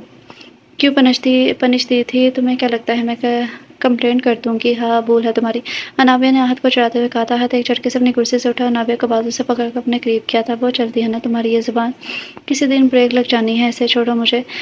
ہاں صرف پکڑنے سے ہی ڈر گئی، آئندہ مجھ سے پنگا نہ لینا ورنہ اچھا نہیں ہوگا سمجھی۔ احد نے اسے ایک جھٹکے سے چھوڑا اور وہ جلدی سے باہر نکل گئی تھی۔ حاشر آج معروف کو بہت مس کر رہا تھا کیونکہ وہ آج یونیورسٹی نہیں آئے تھے اور حاشر اس کی یاد میں اس کے گھر کی جانب چل دیا تھا۔ سمر شار کے ساتھ فرنٹ سیٹ پر تھا جبکہ دونوں لڑکیاں پیچھے۔ سمر نے کہا یار کوئی سانگ ہی چلا تو۔ اچھا چلاتا ہوں، اس دل کی بس یہ خواہش ہے اپنا بنا لے تجھ کو، ایسا کرم ہوا رب کا تو مل گئی ہے مجھ کو۔ گانا چل رہا تھا اور شارک گاڑی کے فرنٹ مرر سے عروہ کی آنکھوں میں دیکھ رہا تھا۔ عروہ شارک کی نظروں سے کنفیوز ہوتے دوسری جانب دیکھنے لگی تھی۔ اب دوسرا گانا سٹارٹ ہو چکا تھا،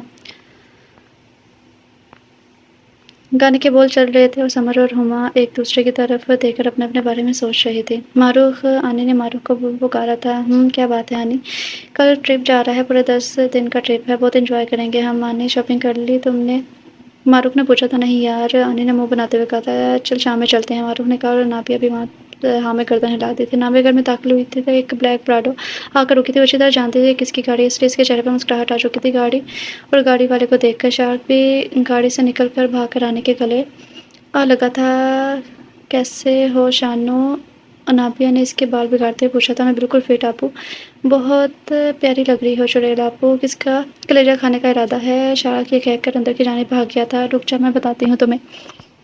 انابیہ اس کے پیچھے بھاگی تھی۔ آج پہلی بار نہیں ہوا تھا شارک اور انابیہ ایک ساتھ انٹری ایسے ہی کسی نہ انداز میں ہوا کرتی تھی بچپن سے ہی۔ ارے بچوں، اب تم دونوں بڑے ہو گئے ہو، اب تو انسانوں کی طرح گھر میں داخل ہوا کرو۔ بطول خانم نے اندر سے مسکراتے ہوئے ظاہر سنجیدگی سے کہا تھا۔ ہاں ہاں ہاں دادو اماں، ایسا کبھی نہیں ہوگا، شارک اور انابیہ نے ہنستے ہوئے کہا تھا۔ اب شارک خانم بیگم کو مل رہا تھا۔ کیسے ہو بچے؟ اللہ کا شکر ہے دادو جی، اللہ خوش رکھے تم دونوں کو، خانم بیگم نے دعا دی تھی۔ اب سب صوفے پر بیٹھے باتیں کر رہے تھے۔ اکرم، خانم بیگم نے ملازم کو آواز دی تھی۔ جی بیگم صاحبہ، شارک کا سامان نکال کر کمرے میں پہنچا دو۔ جی اچھا، اور سناؤ شانو، کیسا رہا سب کچھ؟ اب تم بڑے ہو گئے ہو، نابیہ نے شارک کی بڑی ہوئی شیپ کو دیکھتے ہوئے کہا تھا۔ شارک نے ایسے ہی کہا۔ بچوں کھانا لگے، آ جاؤ، خانم بیگم نے کہا۔ تو دادو میں فریش ہو کر آتا ہوں۔ نابیہ بھی چینج کرنے چلی گئی تھی۔ عروہ کو آئے 3 دن ہو چکے تھے پر ابھی تک اس کی ملاقات بھیا سے نہیں ہو پائی تھی۔ ممی پاپا سے معلوم ہو کہ احد یونی میں لیکچر رہا تھا اور اس کا ٹرپ جا رہا ہے یونی کی طرف۔ ایسے ہی اسے یونی کی کچھ اور کام ہے اور وہ لیٹ آتا ہے کچھ۔ عروہ میڈم اپنی نیند پوری کر رہی تھی، یا تو وہ سوتے پائی جاتی یا پھر کسی نہ کسی سہیلی کو ملنے نکل جاتی تھی، پھر ایسے ہی دونوں بہن بھائی کی ملاقات نہ ہو سکی۔ ڈنر کے لیے آپ سب کا ویٹ کر رہے ہیں، ملازمہ نے آ کر عروہ کو اطلاع دی تھی۔ عروہ جب نیچے آئی تو احد بھی ڈائننگ ٹیبل پر موجود تھا۔ بھیا، عروہ بھاگ کر احد سے ملی تھی۔ آپ کو تو وقت ہی نہیں ملتا اپنی گڑیا سے ملنے کا، عروہ نے شکوہ کیا تھا۔ ارے یار وقت نہیں مل رہا، واقعی یونی کا ٹرپ جا رہا ہے اور ٹرپ کچھ دن لیٹ ہو گیا ہے، اس لیے تھوڑا بزی تھا۔ پر میں کس سے ملتا، جب میں گھر آتا تھا تب میری گڑیا یہاں تو سوئی ہوتی تھی یا باہر اپنے فرینڈس کے ساتھ۔ تو جگا لینا تھا نا، عروہ نے کہا تھا۔ اوہ سوری، آئندہ سے ایسا ہی کروں گا۔ اب سوری بھیا کو معاف کر دو، معافی ایک شرط پر ملے گی۔ ارے وہ کون سی؟ جاذب شاہ اور ثنا بیگم دونوں بچوں کی نوک جھوک پر مسکرا رہے تھے۔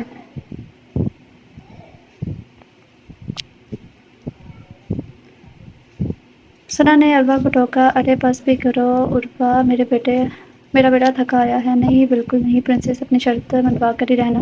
جاذب شاہ نے عروہ کی حوصلہ افزائی کی تھی۔ تو شرط یہ ہے کہ کل سنڈے ہے اور آپ مجھے شاپنگ پر لے کر جائیں گے۔ عروہ نے اپنی شرط بتائی تھی۔ اوکے گڑیا، جاؤں گا، اب کھانا کھا لو۔ احد نے عروہ کو دیکھ کہا جی اب کھانے کی اجازت ہے۔ عروہ کے ایسے کہنے پر سب مسکرا دیے اور ہلکی پھلکی باتوں کے درمیان کھانا کھایا گیا۔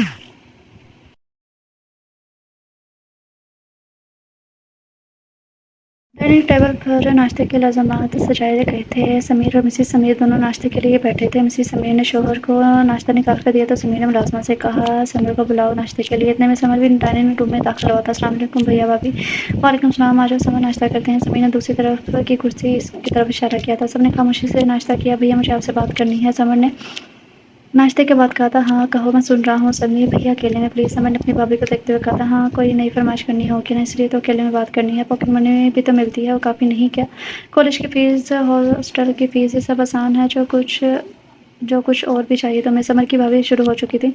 بس کرو ہانیہ، سمیر نے بیوی کو جھڑک دیا تھا۔ بھابھی پلیز، میں کوئی فرمائش نہیں کر رہا بھیا سے، اب ٹینشن نہ لو۔ سمر اٹھ کر اپنے کمرے میں چلا گیا تھا۔ سمیر ہانیہ کو گھورتا ہوا سمر کے پیچھے چلا گیا تھا۔ سمر کی آنکھیں نمکین پانی سے بھر چکی تھی، جیسے بھابھی کی باتیں سوئی کی طرح چبھتی تھی۔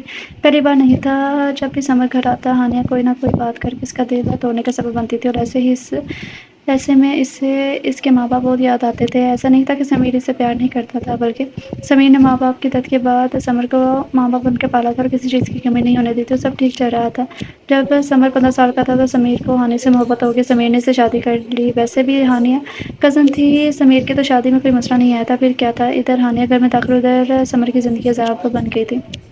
سمیر ہر وقت تو گھر پہ رہ نہیں سکتا تھا، اس لیے اس نے سمر کو ہاسٹل بھجوا دیا تھا اور ضرورت کی ہر چیز مہیا کی۔ سمر ہر ویکنڈ کو گھر آتا تھا اور اگلے روز چلا جاتا تھا، پھر بھی ہانیہ کو چین نہیں آتا تھا۔ ٹھیک ٹھیک آ جائیں، سمر کو پتا تھا آنے والا کون ہے۔ سمر ہانیہ کی طرف سے معافی۔ سمیر کے منہ میں ہی تھے کہ سمیر کے گلے لگ گیا تھا۔ بس بھیا، آپ کو کچھ کہنے کی ضرورت نہیں ہے۔ سمر نے ہاتھ اٹھا کر سمیر کو کچھ بھی کہنے سے روکا تھا۔ اچھا، ضروری بات تو بتاؤ، سمیر نے صوفے پر بیٹھتے ہوئے پوچھا تھا۔ بھیا اپنا موبائل دے ذرا۔ سمیر نے اسے سر پکڑایا تھا۔ بھیا یہ لڑکی کون ہے؟ آئی مین آپ اسے کیسے جانتے ہیں؟ سمر نے موبائل سمیر کے سامنے کرتے پوچھا تھا۔ سمیر نے پکس دیکھ کر سمر کو غور سے دیکھا۔ پہلے تم بتاؤ، تم اسے جانتے ہو کیا؟ جی بھیا، یہ ہما ہے، میرے گروپ میں شامل ہے، یہ بھی میڈیکل میں ہے۔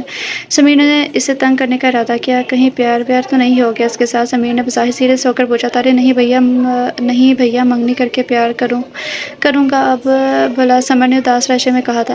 اب بتا بھی دینا، کیسے جانتے ہیں آپ؟ یہ دلہن کیوں بنی ہوئی ہے؟ سمیر نے مزید سے تنگ کرنے کا ارادہ ترک کرتے سے سچ بتایا تھا۔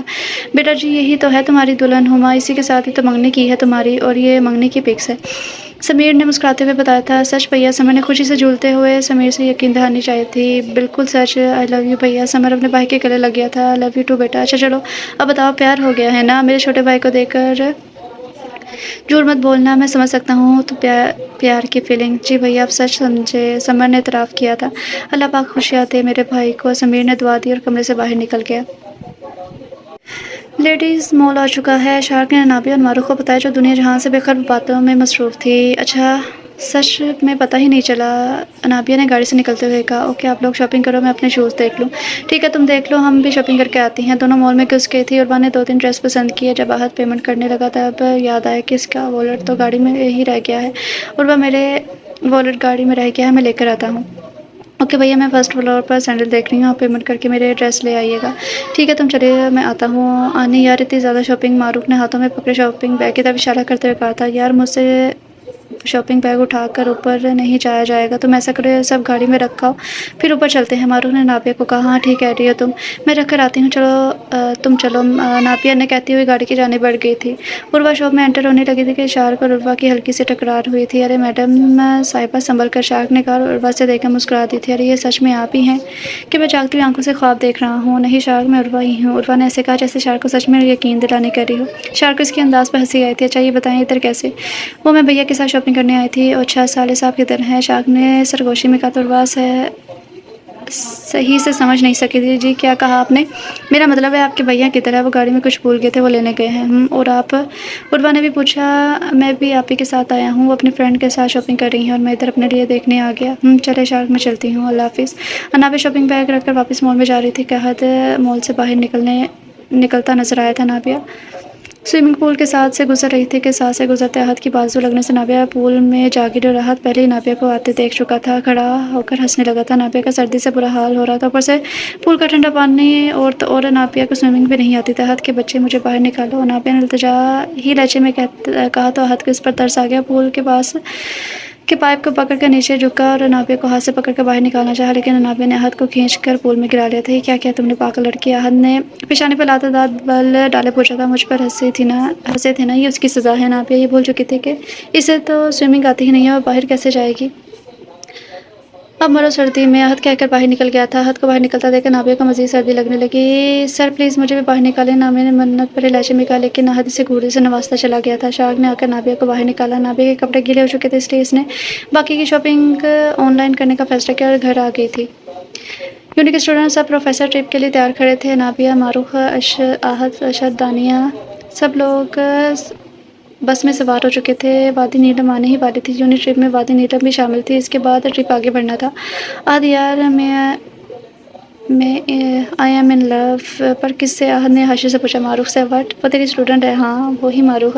احد: یار قسم سے لو ان فرسٹ سائٹ پر کب یار؟ احد نے حیرانگی سے حاشر کو دیکھتے پوچھا۔ یار جس دن تیری ٹکر اس کی دوست سے ہوئی تھی نا، اس دن سے دل میں بس گئی ہے۔ حاشر دل پر ہاتھ رکھ کر کہہ رہا تھا۔ اچھا 6 منتھ سے یہ سب چل رہا ہے اور تم مجھے بتا رہے ہو؟ احد نے ناراضگی سے کہا تھا۔ ارے یار نہیں، اظہار محبت نہیں کیا ابھی تک۔ دیکھ حاشر، میں تجھے جانتا ہوں اچھی طرح کہ تم ٹائم پاس کرنے والے لڑکے نہیں ہو، پھر بھی پوچھنا چاہتا ہوں کیا تم اس سے شادی کرنا چاہتے ہو؟ آف کورس یار، میں شادی کا خواہشمند ہوں، اس سے تم تو مجھے جانتے ہو، میں نے کبھی کسی لڑکی کے جذبات کے ساتھ نہیں کھیلا۔ پھر جاؤ اور اسے پرپوز کر۔ احد نے سامنے بیٹھی معروف کو دیکھ کر آنکھ سے اشارہ کیا تھا۔ ابھی نہیں یار، حاشر نے جانے سے انکار کیا۔ جا۔ احد نے اسے معروف کی جانب دھکیلا اور حاشر کو جانا پڑا۔ انابیہ اور معروف ایک ساتھ بیٹھی تھی جب حاشر نے انابیہ کو مخاطب کیا۔ انابیہ: کیا آپ تھوڑی دیر میری جگہ پر جائیں گی؟ پر کیوں سر؟ انابیہ نے حاشر کو دیکھتے پوچھا۔ مجھے معروف سے کچھ بات کرنی ہے۔ جی اچھا۔ انابیہ کو مجبوراً اٹھ کر جانا پڑا تھا۔ معروف کو اپنی دھڑکن رکتی ہوئی محسوس ہوئی تھی۔ معروف نے دل نے ہلچل مچا رکھی تھی کیونکہ دل کے کسی کونے میں وہ بھی حاشر کو پسند کرتی تھی، پر اسے محبت سے ڈر لگتا تھا کہ کہیں پھر سے اس کے ساتھ وہ سب نہ ہو جائے۔ انابیہ منہ ٹیڑھا بناتے احد کے ساتھ والی سیٹ پر برجمان ہوئی تھی۔ احد نے بات کا آغاز کیا۔ ویسے تو تم بڑی احسان فراموش نکلی۔ انابیہ نے احد کی جانب ایسے دیکھا جیسے احد دوسرے سیارے کی مخلوق ہو۔ احد پھر بھی چپ نہ رہا۔ ہاں بالکل، تم بہت احسان فراموش ہو۔ کل میں نے تمہیں پانی سے باہر نکالنا چاہا اور تم نے مجھے ہی گرا دیا۔ اس میں تھینکس کیسا؟ آپ نے کون سا مجھے باہر نکالا تھا؟ انابیہ نے ترق کر کہا تھا۔ اس لیے تھینکس بنتا ہی نہیں ہے۔ انابیہ نے ارد گرد اسٹوڈنٹ کو دیکھتے ہوئے کہا۔ ادب کے دائرے میں احد کو جواب دیا تھا۔ میں نکال تو رہا تھا، پھر تم نے میرا ساتھ پنگا لیا تو میں بھلا کیوں نکالتا تمہیں؟ معروف: میں تم سے بائے ٹیچر بات کرنے نہیں آیا، مجھے ایک عام لڑکا سمجھ کر جواب دینا جو میں تم سے پوچھنے جا رہا ہوں۔ حاشر نے بات کا آغاز کیا تھا۔ معروف جدھر بیٹھی تھی وہاں کسی کی نظر نہیں پڑ رہی تھی کیونکہ یہ بس کی لاسٹ والی سیٹ تھی۔ حاشر نے معروف کا نازک ہاتھ اپنے ہاتھ میں لیتے ہوئے بات شروع کی تھی۔ معروف کی تو مانو جان پر بنائی تھی اور دھڑکنوں نے الگ شور مچایا تھا۔ معروف: میں تمہیں اپنی محرم بنا کر اپنی زندگی میں شامل کرنا چاہتا ہوں۔ میں تم سے نکاح عشق کرنا چاہتا ہوں۔ کیا تمہیں میرے ساتھ قبول ہے؟ حاشر نے بات کے آخر میں سوالی نگاہ سے معروف کی طرف دیکھا تھا۔ مجھے جواب دو معروف، تاکہ تمہارے گھر عزت سے اپنا پروپوزل اپنی ممی کے ہاتھ بھجوا سکوں۔ سر میں آپ کو سوچ کے بتاؤں کہ معروف نے بے ترتیب سانسوں اور بے ترتیب لفظوں سے جواب دیا اور نرمی سے اپنا ہاتھ واپس لے لیا۔ پلیز معروف، تم سوچ سمجھ کر جتنا مرضی ٹائم لے لو، پر جواب ہاں میں ہی ہونا چاہیے۔ اور ساتھ ہی حاشر اٹھ گیا تھا۔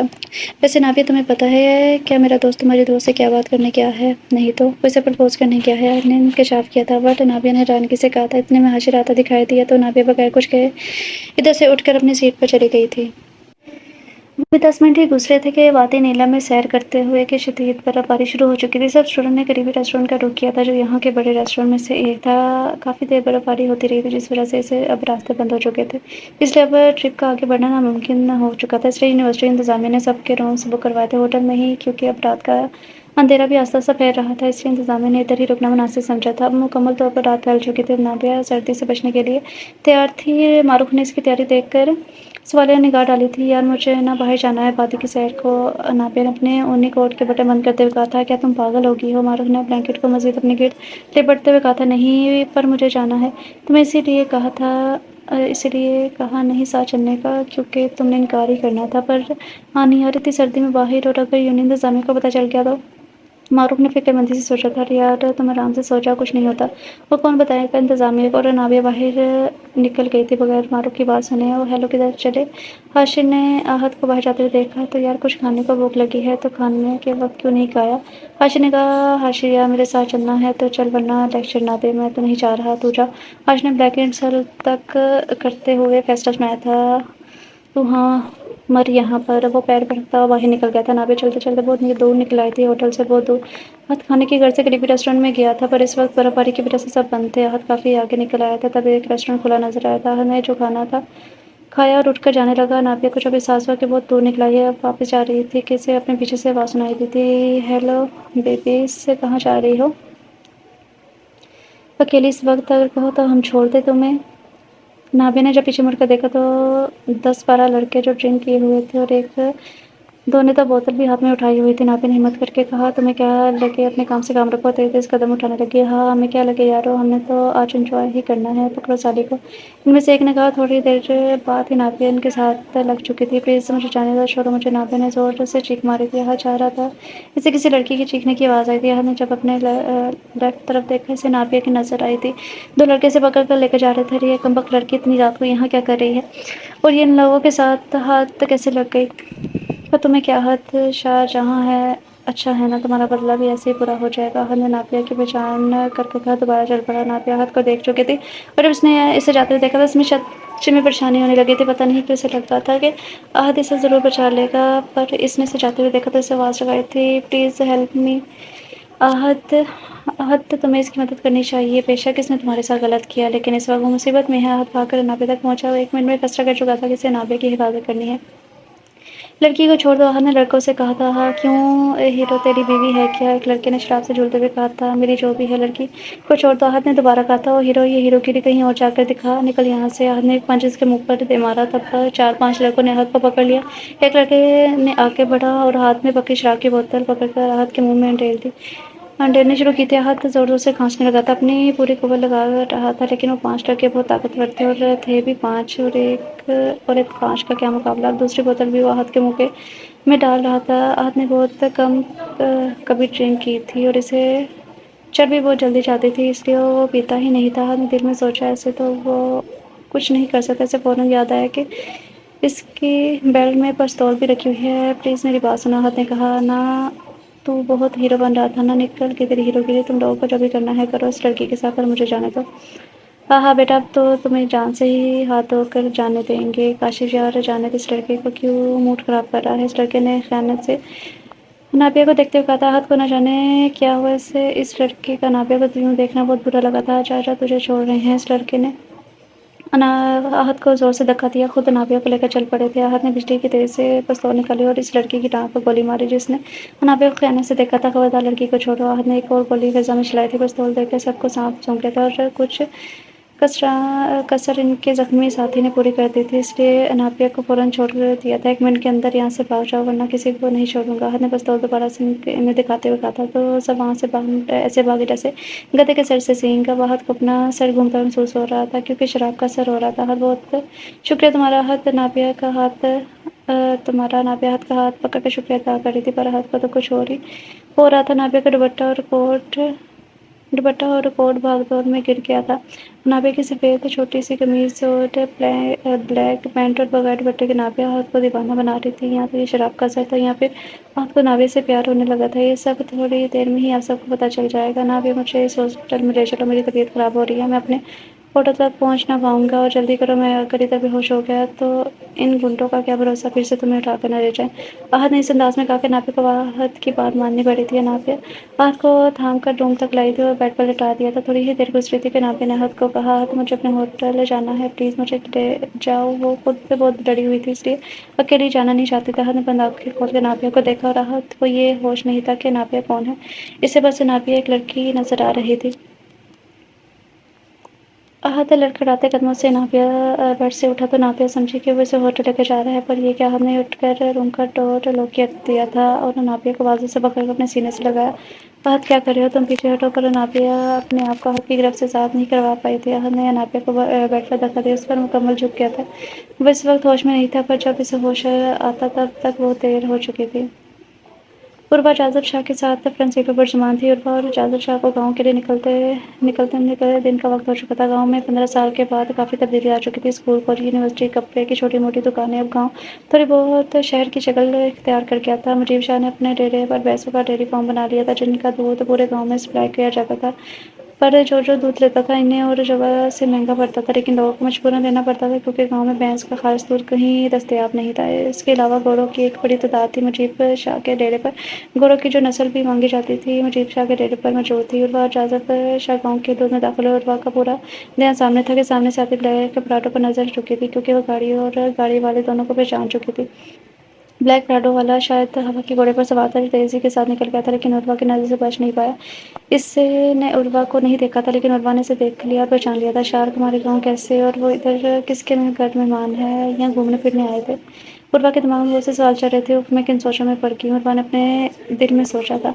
اب گاڑی ہویلی میں داخل ہو رہی تھی۔ سرور بیگم اور مجید شاہ عروا کو دیکھ کر بہت زیادہ خوش تھے اور ہوتے ہوئے کیوں نہ جان بستی تھی ان دونوں کی عروا میں، لیکن عروا زیادہ اپنی دادی سے اٹیچ تھی۔ وہ جب بھی زیادہ چھٹی کے لیے آتی تھی تو ضرور گاؤں آتی اور اپنے دادا دادی سے ملنے۔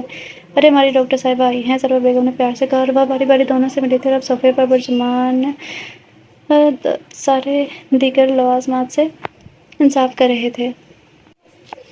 احد کی آنکھ کھلی تو احد نے فوراً وقت دیکھا تھا۔ صبح کے 4 کا وقت تھا۔ احد جب بیڈ سے نیچے کارپیٹ پر نظر پڑی، نابیہ کو دیکھا تو رات کا سارا واقعہ سے یاد آیا۔ وہ شرم سے پانی پانی ہو گیا۔ رات احد نے نابیہ کو درندوں سے بچا کر خود ایک وحشی جیسا برتاؤ کیا تھا۔ وہ نابیہ کے ساتھ وہ کر چکا تھا جس کا اس نے کبھی سوچا بھی نہیں تھا۔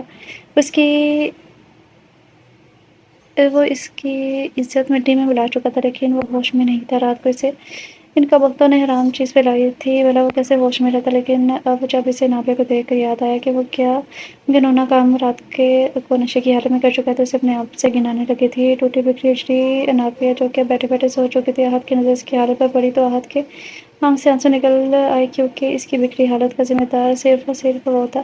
میں سید ہوں، میں اتنا کیسے گر سکتا ہوں کہ ایک لڑکی کی عزت سے کھیل گیا؟ ارے سید تو عزتوں کے رکھوالے ہوتے ہیں۔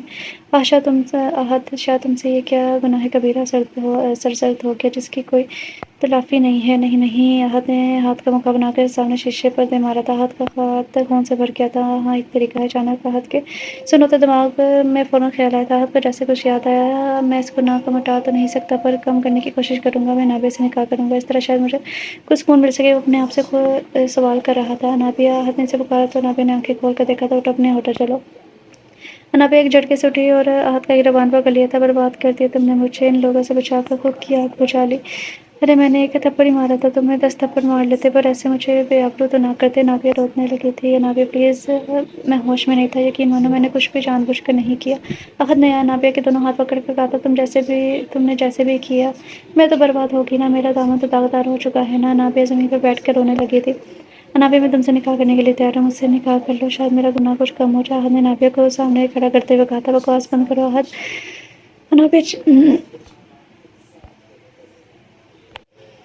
نابیہ نے چیخ کر کہا تھا۔ میں ایک شادی شدہ لڑکی ہوں، میں بچپن سے کسی کے نکاح میں ہوں، تم چاہ کر بھی اس گناہ کا کفارہ نہیں ادا نہیں کر سکتے۔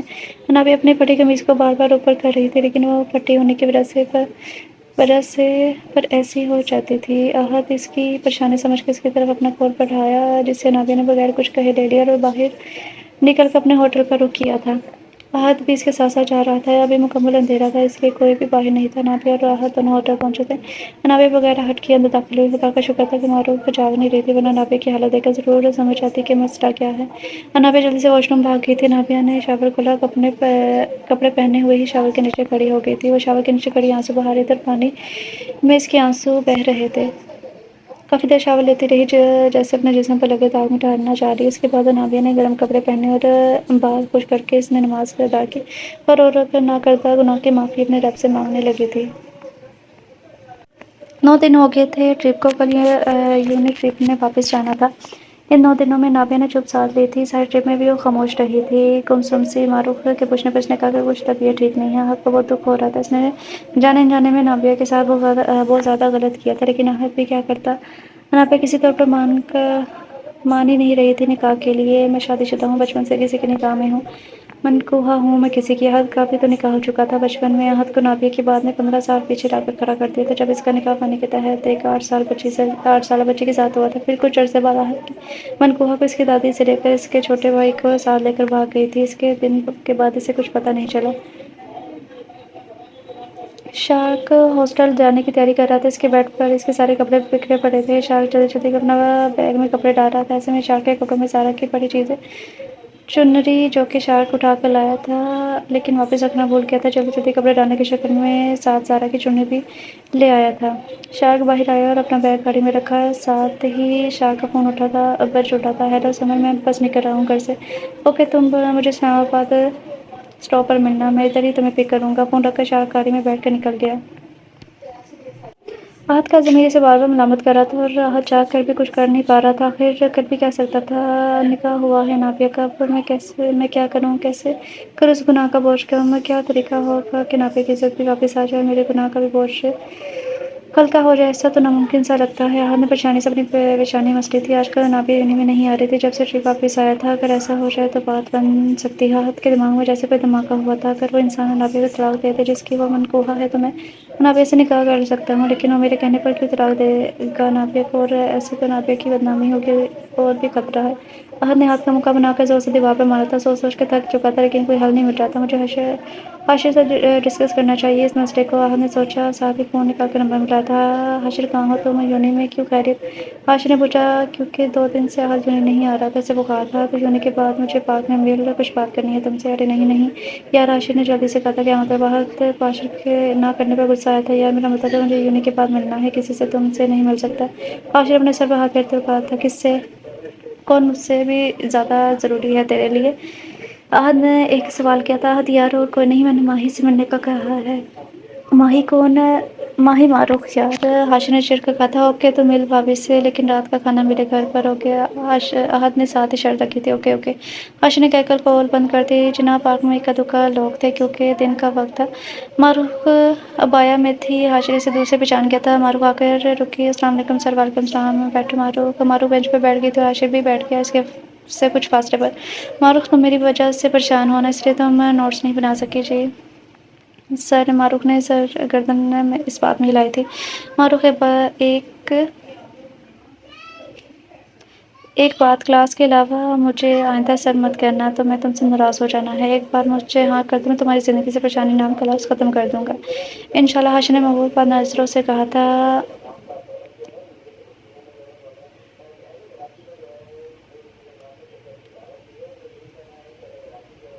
میں ایک دختاری ہوئی لڑکی ہوں، میرا دل کہتا ہے اب اعتبار کروں، لیکن پھر دماغ سے دغا بازی کی داستان سناتا ہے۔ اب مجھے نہیں پتہ میں کیا کروں۔ معروف تم مجھ پہ اعتبار کر کے دیکھو، یقین مانو تمہارے اعتبار کو کبھی ٹھیس نہیں پہنچنے دوں گا۔ تمہارے ساتھ پاسٹ میں کیا ہوا مجھے اس سے کوئی فرق نہیں پڑتا۔ دوسرا میں سننا چاہوں گا تمہارے ساتھ کیا ہوا ہے۔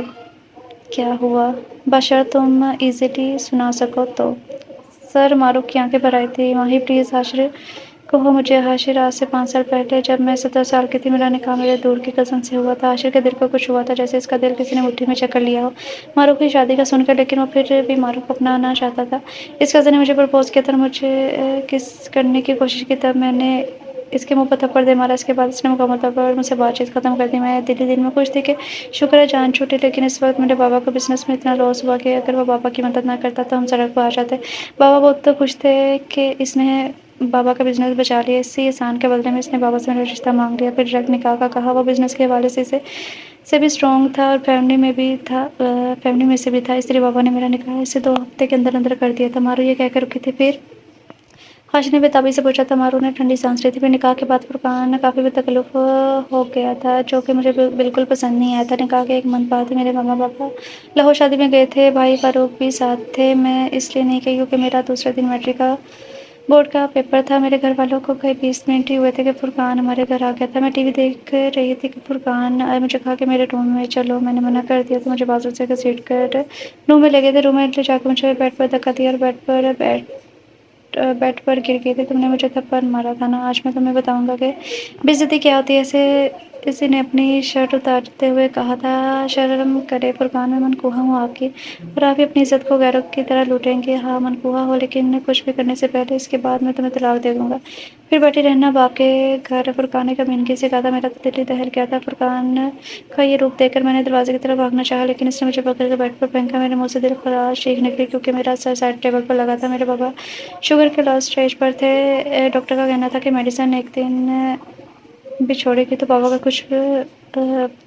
کچھ دن بھی بچ نہیں پائیں گے، اس لیے ہم بابا کی میڈیسن میں ناغہ نہیں کرتے تھے۔ خدا کی قدرت، لاہور جاتے ہوئے بابا کی میڈیسن گھر رکھی تھی اور تھوڑی دیر میں وہ اور ممی کو یاد آیا تو تب فرقان بھائی گھر میڈیسن لینے آئے تھے تو انہیں میرے روم سے چیخنے کی آواز آئی تو دیکھنے آئے مجھے کیا ہوا ہے، اور شکر ہے روم لاک نہیں تھا۔ بھائی نے جب فرقان کو میرے کمرے میں دیکھا اور میرے سر سے خون نکلتے دیکھا تو سب سمجھ گئے تھے اور کہتے معروف نے زور زور سے رونے لگی تو حاشر نے معروف کو سائڈ سے گلے سے لگایا تھا۔ بس ماہی چپ ہو جا پلیز، اور معروف تھوڑی چپ ہوئی تھی۔ بھائی خود تو سمجھ گئے تھے لیکن مجھ سے پوچھ کر انہوں نے فرقان کے منہ پر تھپڑ دے مارا اور گھر سے باہر نکال دیا۔ پھر میری ڈائیورس کورٹ کے ذریعے لی تھی ہم نے۔ 3 سال پہلے بابا کی ڈیتھ ہوگی اور ہم مری شفٹ ہو گئے تھے۔ حاشر یہ ہے میرا پاسٹ، کیا اب بھی آپ کی فیلنگ ویسی ہی ہے میرے لیے؟ معروف نے آنسو صاف کر دیکھا تھا۔ Mahi I really love you, will you marry me? عاشر نے زمین پر بیٹھ کر معروف کا ہاتھ تھام کر کہا تھا، عاشر میں بھی آپ سے بہت محبت کرتی ہوں۔ معروف نے شرما کر کہا تھا، وہ کیا ماہی پلیز بتاؤ۔ وہ کیا بتاؤں یار، اللہ حافظ، کافی دیر ہو گئی ہے، میں چلتی ہوں کہتے معروف اٹھ کر چلی گئی تھی۔ السلام علیکم انکل آنٹی۔ عاشر ہال میں داخل ہوتے ہی جاذب شاہ اور اسنا شاہ کو سلام کیا تھا۔ وعلیکم السلام عاشر بیٹا، کیسے ہیں آپ؟ الحمدللہ میں ٹھیک ہوں، آپ دونوں کیسے ہیں؟ اللہ کا شکر ہے بیٹا۔ ہیلو وڈی کیسا ہے؟ احد بھی عاشر سے بغیر ہو کر کرسی پر بیٹھ گیا تھا۔ ماما ڈنر میں کتنی دیر ہے؟ مجھے بہت بھوک لگی ہے۔ بس بیٹا ریڈی ہے، مسرت بیگم ملازمہ کو کھانا لگانے کا کہہ رہی تھی، تھوڑی دیر بعد پرسکون ماحول میں کھانا کھائے گا۔ اور احد عاشر کو لے کر اپنے روم میں چلا گیا تھا۔ عاشر روم میں آ کر اب بول کیا بات ہے؟ احد نے ٹرپ پر نایا سے ہونے والی ٹریجڈی کے بارے میں سب سچ بتا دیا تھا۔ تم بتاؤ میں کیا کروں؟ احد نے پھر شائن لہجے میں کہا تھا، یار گناہ تو تجھ سے واقعی بہت بڑا ہوا ہے، لیکن تم ہوش میں نہیں تھے اور تم تو نابیہ کو اپنے نکاح میں لینا چاہتے ہو نا۔ اب مسئلہ یہ ہے کہ نابیہ کو ڈائیورس کیسے دلوانی ہے۔ بالکل یہی مسئلہ ہے، احد نے کہا تھا۔ چل کل دیکھتے ہیں اس مسئلے کو، ابھی کافی لیٹ ہو گیا ہے، مجھے چلنا ہے۔ چل ٹھیک ہے، جا تو۔ احد نے کہا، اللہ حافظ، پریشان نہ ہو، کوئی نہ کوئی حل نکل آئے گا انشاءاللہ، عاشر کہتا اور باہر نکل گیا۔ آپی کس کی شادی میں جا رہی ہو؟ معروف کی شادی میں، نابیہ نے مصروف سے انداز میں جواب دیا اور فیس پر بیس لگانے لگی۔ آپ کی فرینڈ ماری ہے آپی کیا؟ شارق نے پوچھا تھا۔ ہاں اسی کی ہے، پر تمہیں کیوں اتنا شوق لگ رہا ہے؟ کہیں تم نے تو نہیں کرنی تھی اس سے شادی؟ یا نابیہ نے مذاق سے کہا تھا۔ اپنا آئی لائنر لگانے لگی۔ مجھے بتایا نہیں آپ نے، اور نہ ہی ماری آپی نے۔ شارق شروع سے معروف کو ماری آپی ہی کہتا تھا۔ ویسے اس شادی میں بھی اسپیشل میں بھی انوائٹڈ ہوں، مطلب میرے لیے الگ سے کارڈ آیا ہے، شارق نے دانتوں کی نمائش کرتے ہوئے کہا تھا اور اپنا کارڈ دکھایا تھا۔ نابیہ میک اپ چھوڑ کر کارڈ دیکھنے لگی۔ تمہیں کس نے بلایا اس طرح؟ دولہے کی بہن نے، شارق نے مسکرا کر بتایا۔ دولہے کی بہن کہیں تو ہماری ہونے والی بھابھی تو نہیں؟ نابیہ نے جانچتی نظروں سے دیکھ کر پوچھا تھا۔ استغفار آپی، شارق زور سے ہنسا تھا۔ وہ میری تین دنیا کی بہن ہے یار آپی، پھر تم کیسے جانتے ہو؟ یار آپی وہ بھی میڈیکل میں ہے اور ہم ایک ہی گروپ میں ہیں، اس لیے انوائٹ کر دیا۔ اچھا ٹھیک ہے، تم بھی تیار ہو جاؤ، دونوں ساتھ چلتے ہیں۔ نابیہ نے اب اپنے مطلب کی بات کی تھی۔ تھوڑی دیر میں دونوں بہن بھائی تیار ہو کر جانے کے لیے تیار تھے۔ دولہا اور دلہن کو اسٹیج پر لایا گیا تھا۔ ریڈ اور گرین لہنگے کے ساتھ ریڈ چولی اور گرین دوپٹے اور پھولوں کا زیور پہنے معروف بہت پیاری لگ رہی تھی۔ سفید کرتا پاجامہ پہنے، گلے میں ریڈ دوپٹہ لیے عاشر بھی بہت اچھا لگ رہا تھا۔ ہاتھ ایک کونے والے ٹیبل پر بیٹھا ہوا تھا کہ حال سے آتی ہوئی نابیہ اور اس کے ساتھ ایک لڑکی پر پڑی تھی۔ نظر ایک لڑکے پر پڑی تھی۔ نابیہ نے اورنج اور پرپل کلر کا لہنگا پہنا ہوا تھا، اس پر گولڈن بال اور خوبصورتی سے کیے میک اپ میں وہ احد کو اپنے دل میں اترتی محسوس ہوئی تھی۔ احد نے سفید سوٹ پہن رکھا تھا، وہ بھی ہمیشہ کی طرح ہینڈسم لگ رہا تھا، لیکن آج اس ہینڈسم فیس پر پریشانی واضح نظر آ رہی تھی۔ احد عاشر کو اسٹیج پر جا کر ملا تھا اور اب آرام سے کرسی پر بیٹھا ہوا تھا۔ نابیہ نے معروف کو مٹھائی کھلا کر عاشر کی طرف لڈو بڑھایا اور ساتھ کہا کہ ویسے جیت ہی لیا ہماری دوست کو آپ نے پروفیسر صاحب۔ نابیہ جی جیتنا ہی تھا، ساتھ جو آپ کے دوست کا تھا۔ اور نابیہ نیچے اتر گئی تھی۔ عروا اور ہما دونوں اسٹیج پر جا کر معروف کے پاس بیٹھی تھی اور مٹھائی کھلانے لگی تھی۔ ارے آج اپنے شوہر نامدار کو قتل کرنے کا ارادہ ہے کیا؟ شارق نے عروا کے پاس کھڑے ہوئے کہا تھا۔ کیا مطلب؟ شارق میں پیاری نہیں لگ رہی کیا؟ عروا نے بری سی شکل بنا کر پوچھا تھا۔ ارے پاگل، بہت پیاری لگ رہی ہو۔ اور دوسرا جملہ شارق نے عروا کے کان میں کہا جسے سن کر عروا اپنے لباس کی طرح سرخ ہوئی تھی۔ عروا نے سرخ کامدار فراق پہنا ہوا تھا، چھوٹی سی ڈولی لگ رہی تھی۔ شارق نے بلیک ڈریس پہنا تھا۔ آپ بھی بہت پیارے لگ رہے ہیں ماشاء اللہ، عروا نے شارق سے کہا تھا۔ سچ میں ماشاء اللہ، اب تو میری بیوی لگی ہو نا؟ شارق نے عروا کو آنکھ مارتے ہوئے کہا تھا۔ چلیں ہما اور سمر بھائی بھی کی طرف چلتے ہیں، چلو۔ ہما نے آج گولڈن کلر کی ساڑی پہن رکھی تھی اور سمر اس کے آگے پیچھے پیٹا تھا۔ سمر نے سفید کرتا پاجامہ پہنا ہوا تھا، شاید یلو کلر کا دوپٹہ گلے میں ڈالا ہوا تھا۔ یہ دونوں بھی اچھے لگ رہے تھے۔ شارق آئے، میں آپ کو اپنے بھیا سے ملواتی ہوں۔ ہما، سمر بھائی آپ بھی چلے نا؟ اور سب احد کے ٹیبل کی طرف بڑھے تھے۔ بھیا، عروا نے احد کو بلایا تو احد اپنی کرسی پر کھڑا ہوا تھا۔ بھیا ان سے ملے، یہ سب میڈیکل میں ہیں اور ہم سب کا ایک ہی گروپ ہے۔ یہ ہیں ہما چودھری، عاشر بھائی کی بہن، میں بھی جانتا ہوں گڑیا ہما کو۔ ریلی بھیا؟ اچھا ان سے ملے، یہ ہیں سمر بھائی ہما کے منگیتر، یہ ہیں شارق خان۔ اور عروا کا سب کا تعارف کروا کر احد کا کروانے لگی۔ اور یہ ہیں ہمارے پیارے بھیا احد علی شاہ، بہت اچھا لگا تم سے مل کر، احد نے سب کو کہا تھا۔ ہمیں بھی بہت اچھا لگا آپ سے مل کر، شارق کے بھیا کہنے پر سمر نے مشکل سے اپنی ہنسی روکی تھی۔ پاس سے گزرتی نابیہ کو شارق نے آپی کہہ کر روک لیا تھا۔ کیا بات ہے؟ آئیے میں آپ کو اپنے فرینڈ سے ملواتا ہوں، آپ کو بھی۔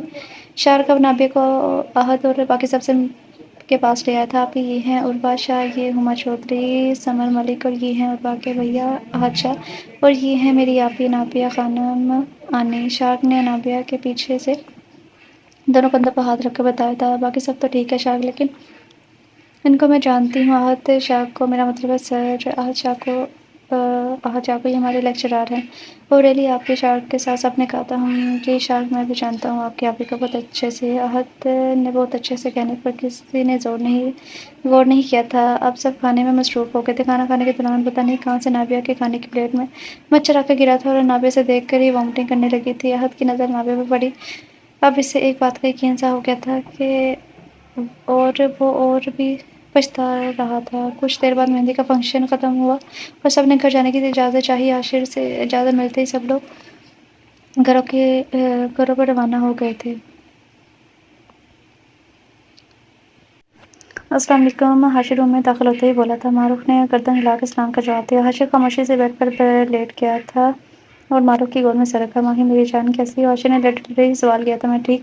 حاشر اٹھ کے بیٹھ گیا تھا اور معروف نے دونوں ہاتھ اپنے ہاتھوں میں لیے تھے۔ بہت بہت شکریہ میری زندگی اور کمرے میں شامل ہونے کے لیے، آخری بات اس نے مسکرا کر کہی تھی۔ حاشر نے معروف کے ہاتھوں کو اپنے ہونٹوں سے لگایا۔ ماہی آئی لو یو میری جان۔ اور حاشر نے معروف کو گولڈن رنگ پہنائی تھی۔ معروف نے بس گردن جھکا لی تھی۔ یہی رضامندی تھی معروف کی۔ حاشر نے معروف کی لپسٹک کا فلیور ٹیسٹ کیا اور مکمل اس پر جھکتے ہوئے لیمپ آف کر دیا۔ دانیہ اور ہانیہ دونوں بہنیں تھیں اور سمیر اور سمر کی تایا زاد کزن تھی۔ سمر نے جب میڈیکل میں داخلہ لیا تب اس کے تایا کی خواہش تھی کہ جیسے ہانیہ سمیر کی دلہن بنی ایسے ہی دانیہ بھی سمر کی دلہن بنے۔ اس کے تایا نے جب سمر سے دانیہ کے متعلق بات کی تو سمر نے صاف انکار کر دیا، جس وجہ سے ان کے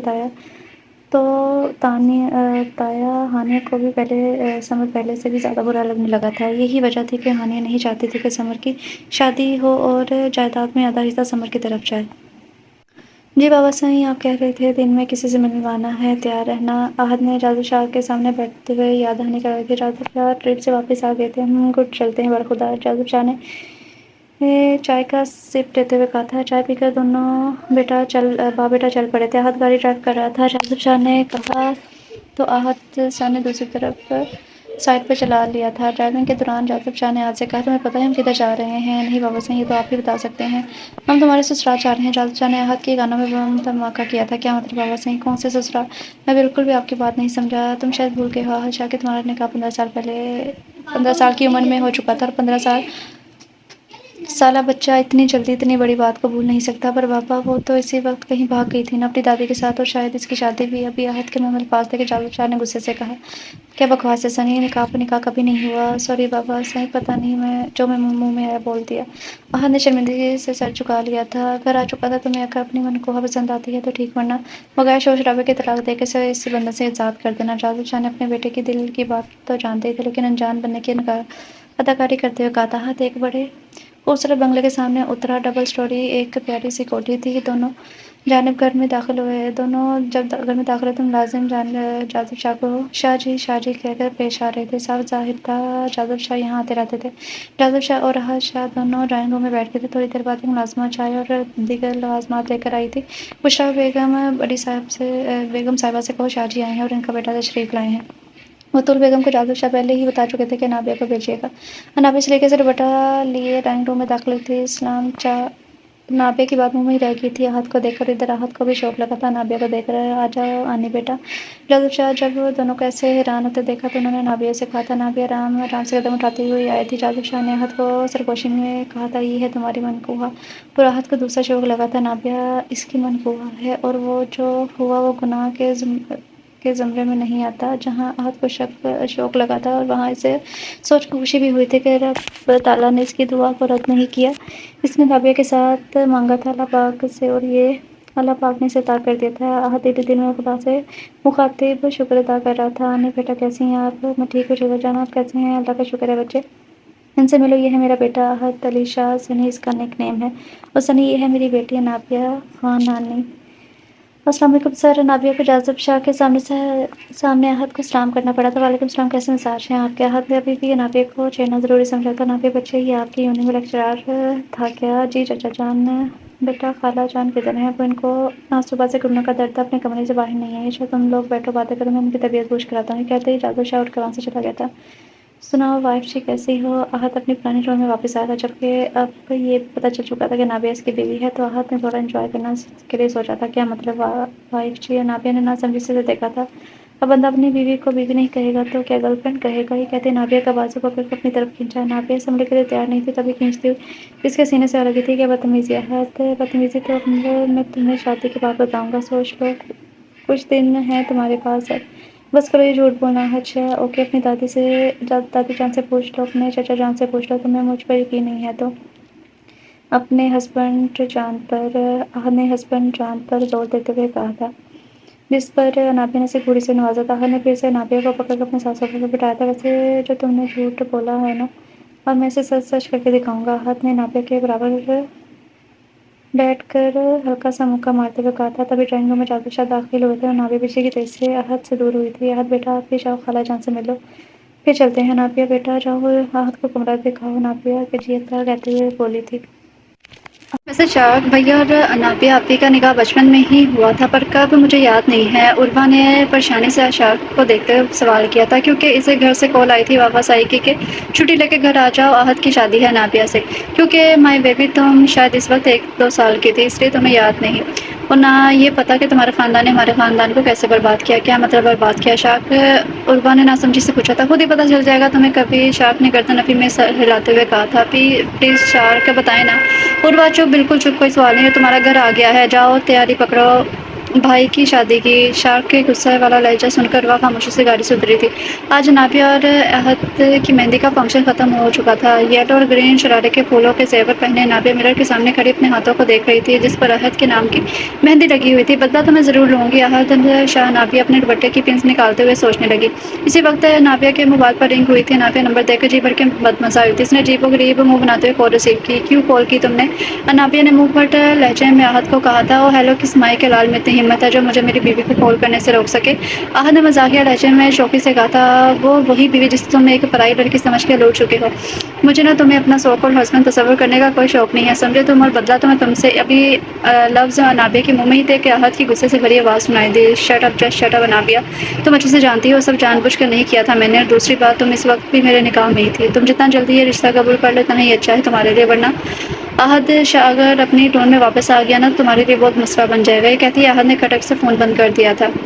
احد چینج کرنے کی گھر سے ڈریسنگ کے سامنے سے گزرا تو اسے رکنا پڑا۔ اپنا ہینڈسم روپ دیکھ کر وہ چاکلیٹی سوٹ پہنے، گلے میں ریڈ دوپٹہ ڈالے وہ بہت ڈیشنگ لگ رہا تھا۔ اسے یاد آیا کیوں نہ وہ اپنی تعریف وصول لے نابیہ سے، لیکن اسے اندازہ ہو گیا تھا کہ اس کا کال کرنے کا ارادہ بہت غلط تھا۔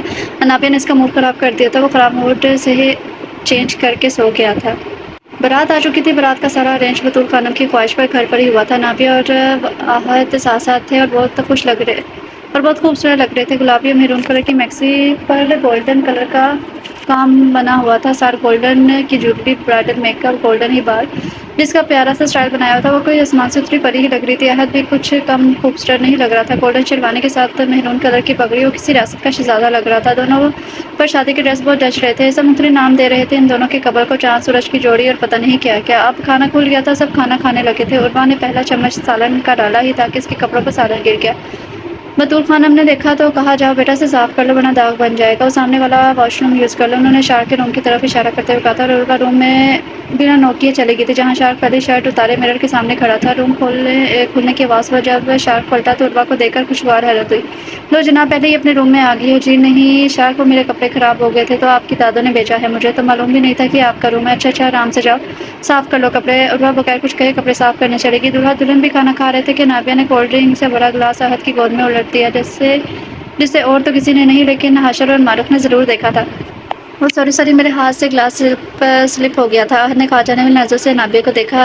اسنا شاہ نے کہا کوئی بات نہیں بیٹا، ہو جاتا ہے، سوری کی کوئی بات نہیں۔ احد بیٹا جاؤ اسے ڈرائی کر لو۔ ہماری بچے، احد بچے کو شارق کا روم بتا دو، وہاں پر خوش کر لیں گے اپنے کپڑے، بطول خانم نے معروف کو کہا تھا۔ معروف تھوڑا آگے جا کر احد کو روم کا بتا کر خود واپس آ گئی تھی۔ عروا جب واش روم سے نکلی تو ابھی بھی شارق بغیر شرٹ کے کھڑا تھا۔ شارق آپ شرٹ اتار کے کیوں کھڑے ہیں؟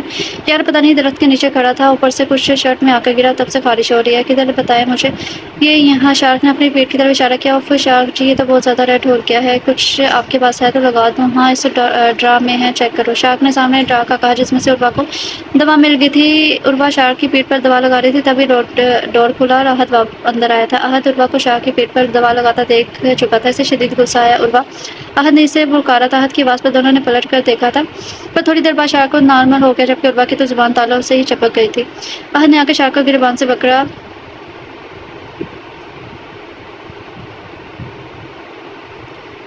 گریبان سے پکڑ لیا۔ احد کچھ اور بولتا لیکن عروہ شار کے سامنے آ کر کھڑی ہو گئی تھی۔ ویسے اس نے گریبان سے کیسے پکڑ لیا؟ شرط اس نے پہنی نہیں ہوئی تھی۔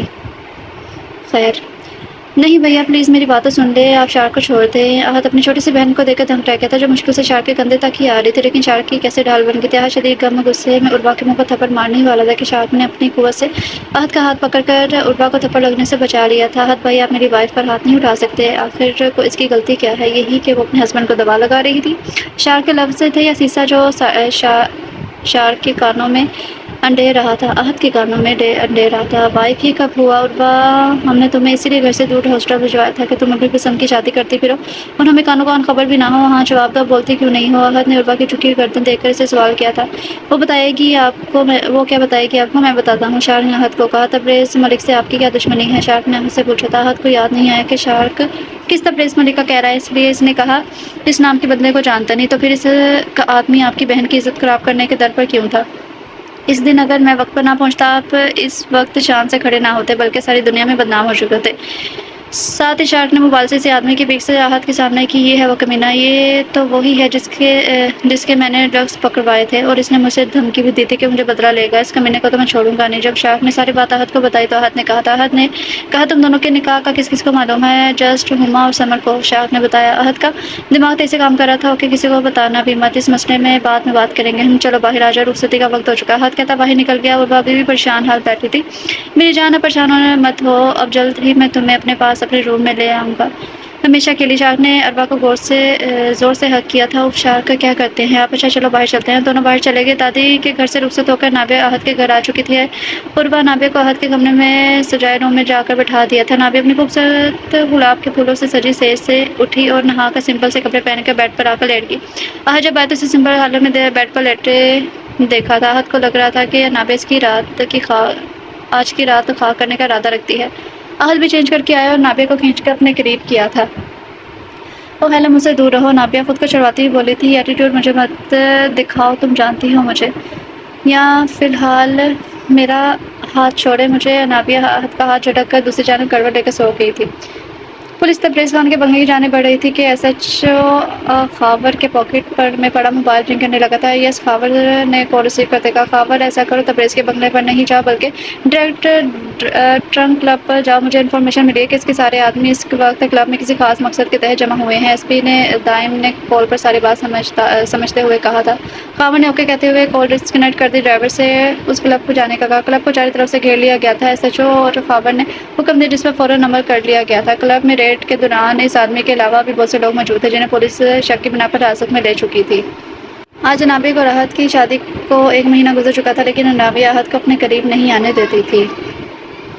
احد نے بھی سوچ رہا تھا کہ اب جب نابیہ چاہے گی تبھی وہ اس کے نزدیک آئے گا، چاہے اسے سالوں کا انتظار ہی کیوں نہ کرنا پڑے۔ عروہ کیا ہوا؟ طبیعت تو ٹھیک ہے نا تمہاری؟ شارک نے اس کی زرد پڑتی رنگت کو دیکھ کر پریشانی سے پوچھا تھا۔ عروہ نے جی بڑھ کے پھر سے وامٹنگ کی تھی اور وہ نہال ہو چکی تھی۔ شارک نے اسے سہارا دے کر گاڑی میں بٹھایا تھا۔ شارک میری طبیعت کافی دنوں سے ایسی خراب ہے، آپ مجھے ڈاکٹر کے پاس لے جائیں، عروہ نے ہلکی آواز میں شارک سے کہا تھا۔ شارک اسے ڈاکٹر کے پاس لے گیا تھا۔ لیڈی ڈاکٹر عروہ کو لے کر روم میں چلی گئی تھی۔ تھوڑی دیر بعد واپس آئے۔ پیشنٹ آپ کی کیا لگتی ہیں؟ ڈاکٹر نے سوال کیا۔ مسز نے میری، شارک نے عروہ کی طرف اشارہ کرتے ہوئے کہا۔ کیا مسئلہ ہے ڈاکٹر صاحبہ؟ عروہ کی طبیعت اتنی خراب کیوں ہے؟ شارک نے ڈاکٹر سے پوچھا تھا۔ ارے نہیں، پریشانی کی کوئی بات نہیں ہے، شی از پریگننٹ اور ایسی حالت میں وامٹنگ تو عام سی بات ہے، ڈاکٹر نے مسکرا کر کہا، جبکہ عروہ کا دل ہی بند ہونے کو تھا جب اسے خبر ملی تو شارک تو مطمئن تھا۔ اوکے شکریہ ڈاکٹر صاحبہ، اور شارک ڈاکٹر کی فیس ادا کر کے عروہ کو سنبھالتا ہوا گاڑی تک لایا۔ سمر ایک بات تو بتائے نا؟ کافی دیر خاموشی کے بعد ہما نے سمر سے کہا تھا۔ وہ کیا؟ سمر نے ڈرائیونگ کرتے ہوئے مصروف سے انداز میں پوچھا تھا۔ یہ دائم بھائی کو کیا نظر آیا دانیہ میں جو انہوں نے اتنی جلدی شادی بھی کر لی؟ یار اب ایسی بھی کوئی بات نہیں ہے، شکل صورت میں کون سا کام ہے دانیہ، بس تھوڑی عادتیں بری ہے اس کی، اور مجھے لگتا ہے دائم جیسا سنجیدہ بندہ اسے بالکل ٹھیک کر دے گا۔ سمر نے منہ بنا کر آخری بات کہی تھی۔ یہ تو ہے، دائم بھائی اسے ٹھیک کر دیں گے شاید، لیکن میں تو کبھی اسے معاف نہیں کروں گی، اس نے جیسا میرے ساتھ کیا۔ ہما نے نفی مثالیں لاتے ہوئے کہا تھا۔ چلے جناب، آپ کا اسٹاپ آ گیا ہے، باتوں میں پتہ بھی نہیں چلا۔ سمر نے ہما کو بتایا۔ چلے ٹھیک ہے، میں چلتی ہوں، وہ حاشر بھائی بھی آ چکے ہوں گے مجھے ریسیو کرنے۔ ہما نے ونڈو سے باہر کھڑے ہوتے حاشر کی طرف اشارہ کرتے ہوئے کہا۔ سمر کو باہر بولتی چلی گئی۔ احد نے جاذب شاہ سے عروہ اور شارک کے نکاح کی بات کی تھی، لیکن جاذب شاہ نے بیٹے کو حیرانگی سے دیکھا تھا۔ بیٹا جی، شاید آپ بھول رہے ہیں کہ ہم سید فیملی سے بلونگ کرتے ہیں، ہم کیسے خاندان فیملی میں عروہ دے دیں؟ بابا صحیح ہم سید فیملی سے بلونگ کرتے ہیں لیکن عروہ تو سید فیملی سے ہی ہے نا؟ ہے ہی نہیں تو کیا مسئلہ ہے؟ جاذب شاہ بیٹے کی بات پر بہت حیران ہوئے تھے۔ بابا صاحب ایسے حیران مت ہوں، کل میں آپ کے کمرے میں گیا تھا، مجھے اپنی خاندانی پراپرٹی کا کچھ پیپر ورک کروانا تھا، اس لیے مجھے پیپر فائل چاہیے تھی۔ تب آپ کو کمرے میں نہ پا کر مما کی اجازت سے آپ کی وارڈروب کھول دی اور مجھے پتا کچھ ملتا یا نہیں، لیکن یہ برتھ سرٹیفکیٹ مل گیا تھا۔ احد نے جاذب شاہ کے سامنے لایا تھا۔ بابا صاحب آپ بتائیں عروا کون ہے؟ احد نے باپ کی جانب دیکھا تھا۔ اس راز کے بارے میں میرے اور اسنا کے بارے میں کوئی نہیں جانتا، لیکن اب تمہیں بتانا پڑے گا کیونکہ تم بھی جانتے ہو۔ احد 22 فروری کی وہ رات اس دن تمہارا بھائی اس دنیا میں آیا تھا، لیکن وہ بچہ 1 گھنٹہ مشکل سے جی سکا تھا اور اس نے دم توڑ دیا۔ ابھی میں یہ خبر بابا صاحب اور اماں صاحب کو بتانے والا تھا کہ میرے موبائل پر رنگ ہوئی۔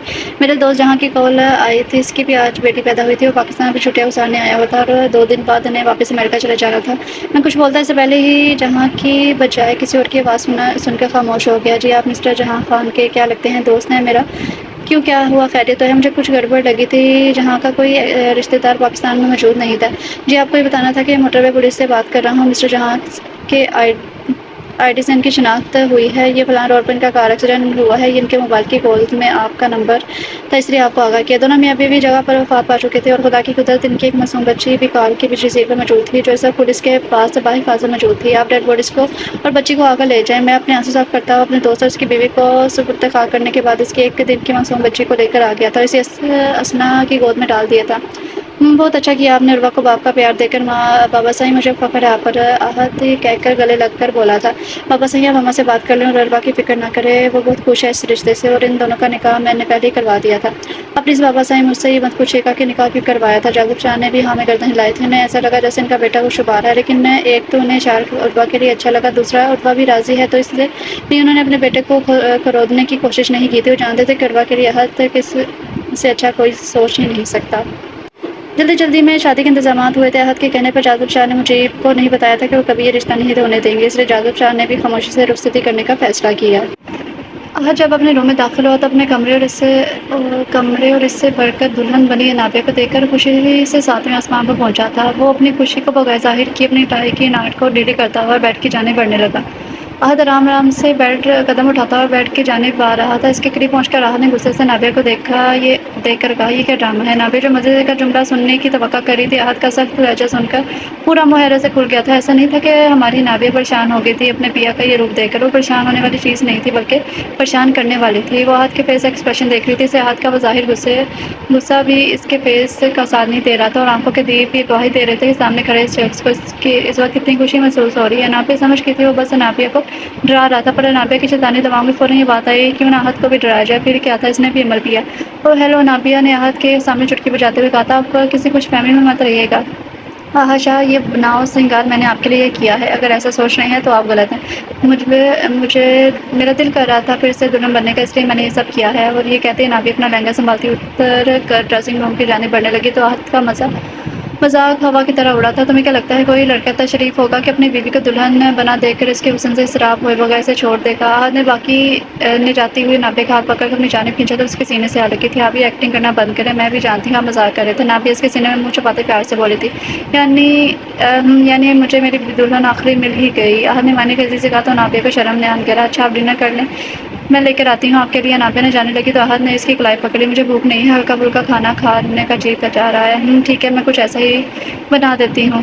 پھر کیا کھانا ہے آپ نے؟ نابیہ نے پوچھا تھا۔ ویسے کیا تمہارے خیال میں احد شاید اتنا پاگل ہے کہ اپنی اتنی پیاری دلہن کو کچن میں جانے دے گا، وہ بھی اس روپ میں؟ احد نے نابیہ کے دونوں کندھوں پر ہاتھ رکھ کر نابیہ کی آنکھوں میں جھکتے ہوئے پوچھا تھا۔ تو آپ بنائیں گے کیا؟ نابیہ نے ناسمجھی سے پوچھا تھا۔ نہیں تم رکو، میں ابھی پیزا آرڈر کرتا ہوں۔ کچھ دیر بعد دونوں نے پیزے سے انصاف کیا، دونوں اپنے بیڈ پر بیٹھے باتیں کر رہے تھے۔ نابیہ آئی لو یو میری جان، احد نے اسے ہگ کرتے کہا تھا۔ سائڈ ٹیبل پر سے ایک باکس نکالا، احد نے باکس کھولا جس میں سے گولڈن کلر کا نازک سا بریسلیٹ نکالا جس میں ڈائمنڈ کے موتی جڑے ہوئے تھے۔ یہ رہا تمہارا منہ دکھائی کا گفٹ، احد نابیہ کی کلائی پر پہناتے ہوئے بتا رہا تھا۔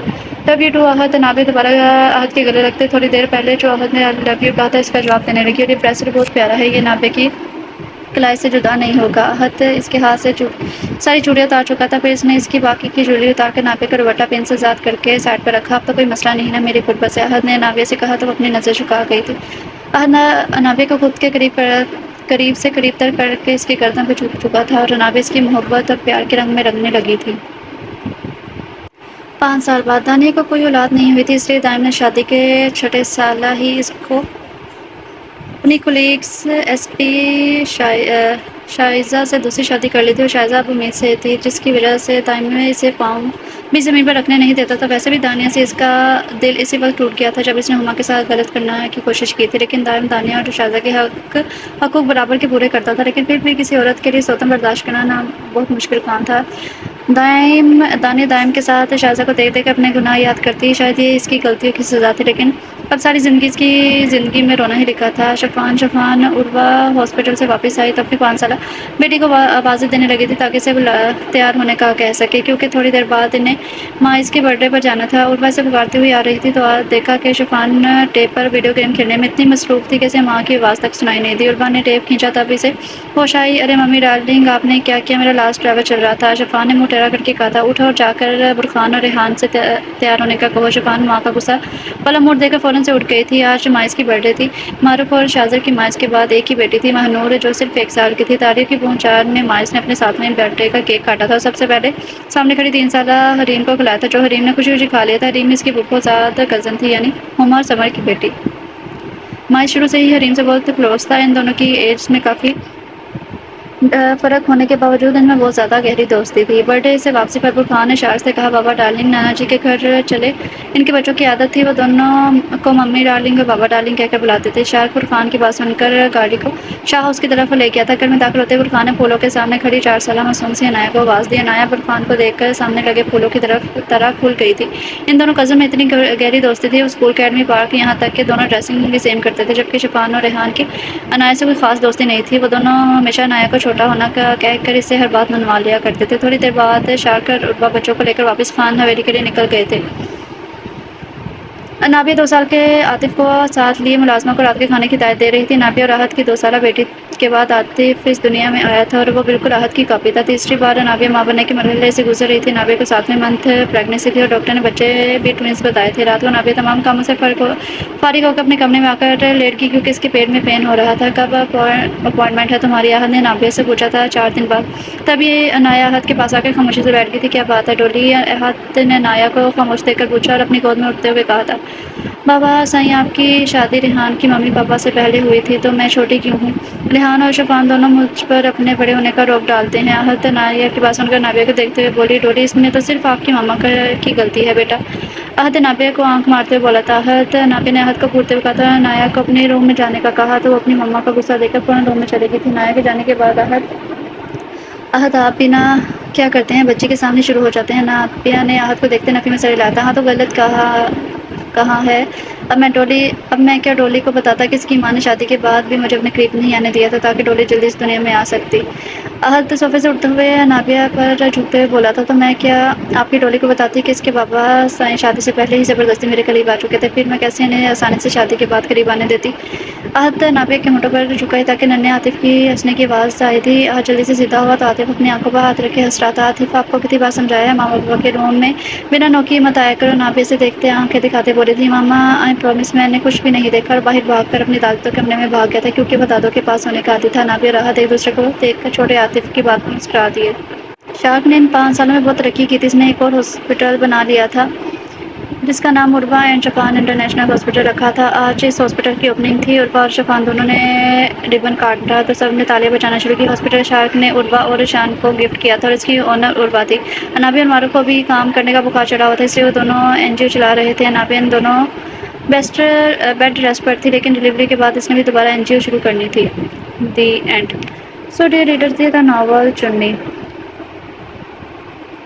توسل شاہ کا ہے یہ، اور اگر میں سچ کہوں نا تو مجھے یہ ناول کچھ عجیب سا ہی لگا۔ مطلب عجیب یہ نہیں کہ اسٹوری اس کی کیسی تھی، اسٹارٹ میں گاؤں کا دکھایا ہوا تھا، اگر واقعی بھی گاؤں ٹائپ کا ہی چلتا تو زیادہ تھا۔ اب وہ جو مجیب شاہ تھا اس کا کیا بنا، اس کو شادی کا مطلب اس کا کیا بنا، مجھے تو اس کی کچھ سمجھ نہیں آئی، نہ ہی بتایا گیا۔ اگر یہ ناول کیسا آپ لوگوں کو کیسا لگا، ضروری نہیں ہے کہ مجھے جیسا لگا آپ لوگوں کو بھی ویسا لگے، ہو سکتا ہے کہ آپ لوگوں کو پسند آئے۔ تو ان شاء اللہ تعالیٰ میں نے آگے آپ لوگوں کے لیے بہت اچھے سے انٹرسٹنگ ناول سوچے ہیں، اور ایک اور وانی کا حصہ ہے جو مجھے کافی اچھا ناول لگا تھا اور ان شاء اللہ تعالیٰ آپ کو پسند آئے گا۔ تو وہ تھوڑا لانگ ہے اور اس سے مجھے کرنے میں تھوڑا ٹائم لگے گا، تو میں جیسے اسے کمپلیٹ کر لوں گی آپ کے لیے لے کے آؤں گی۔ تو ملتے ہیں کل نیو ناول کے ساتھ یا پرسوں نیو ناول کے ساتھ، تب تک اپنا خیال رکھیں، خوش رہیں، اللہ حافظ۔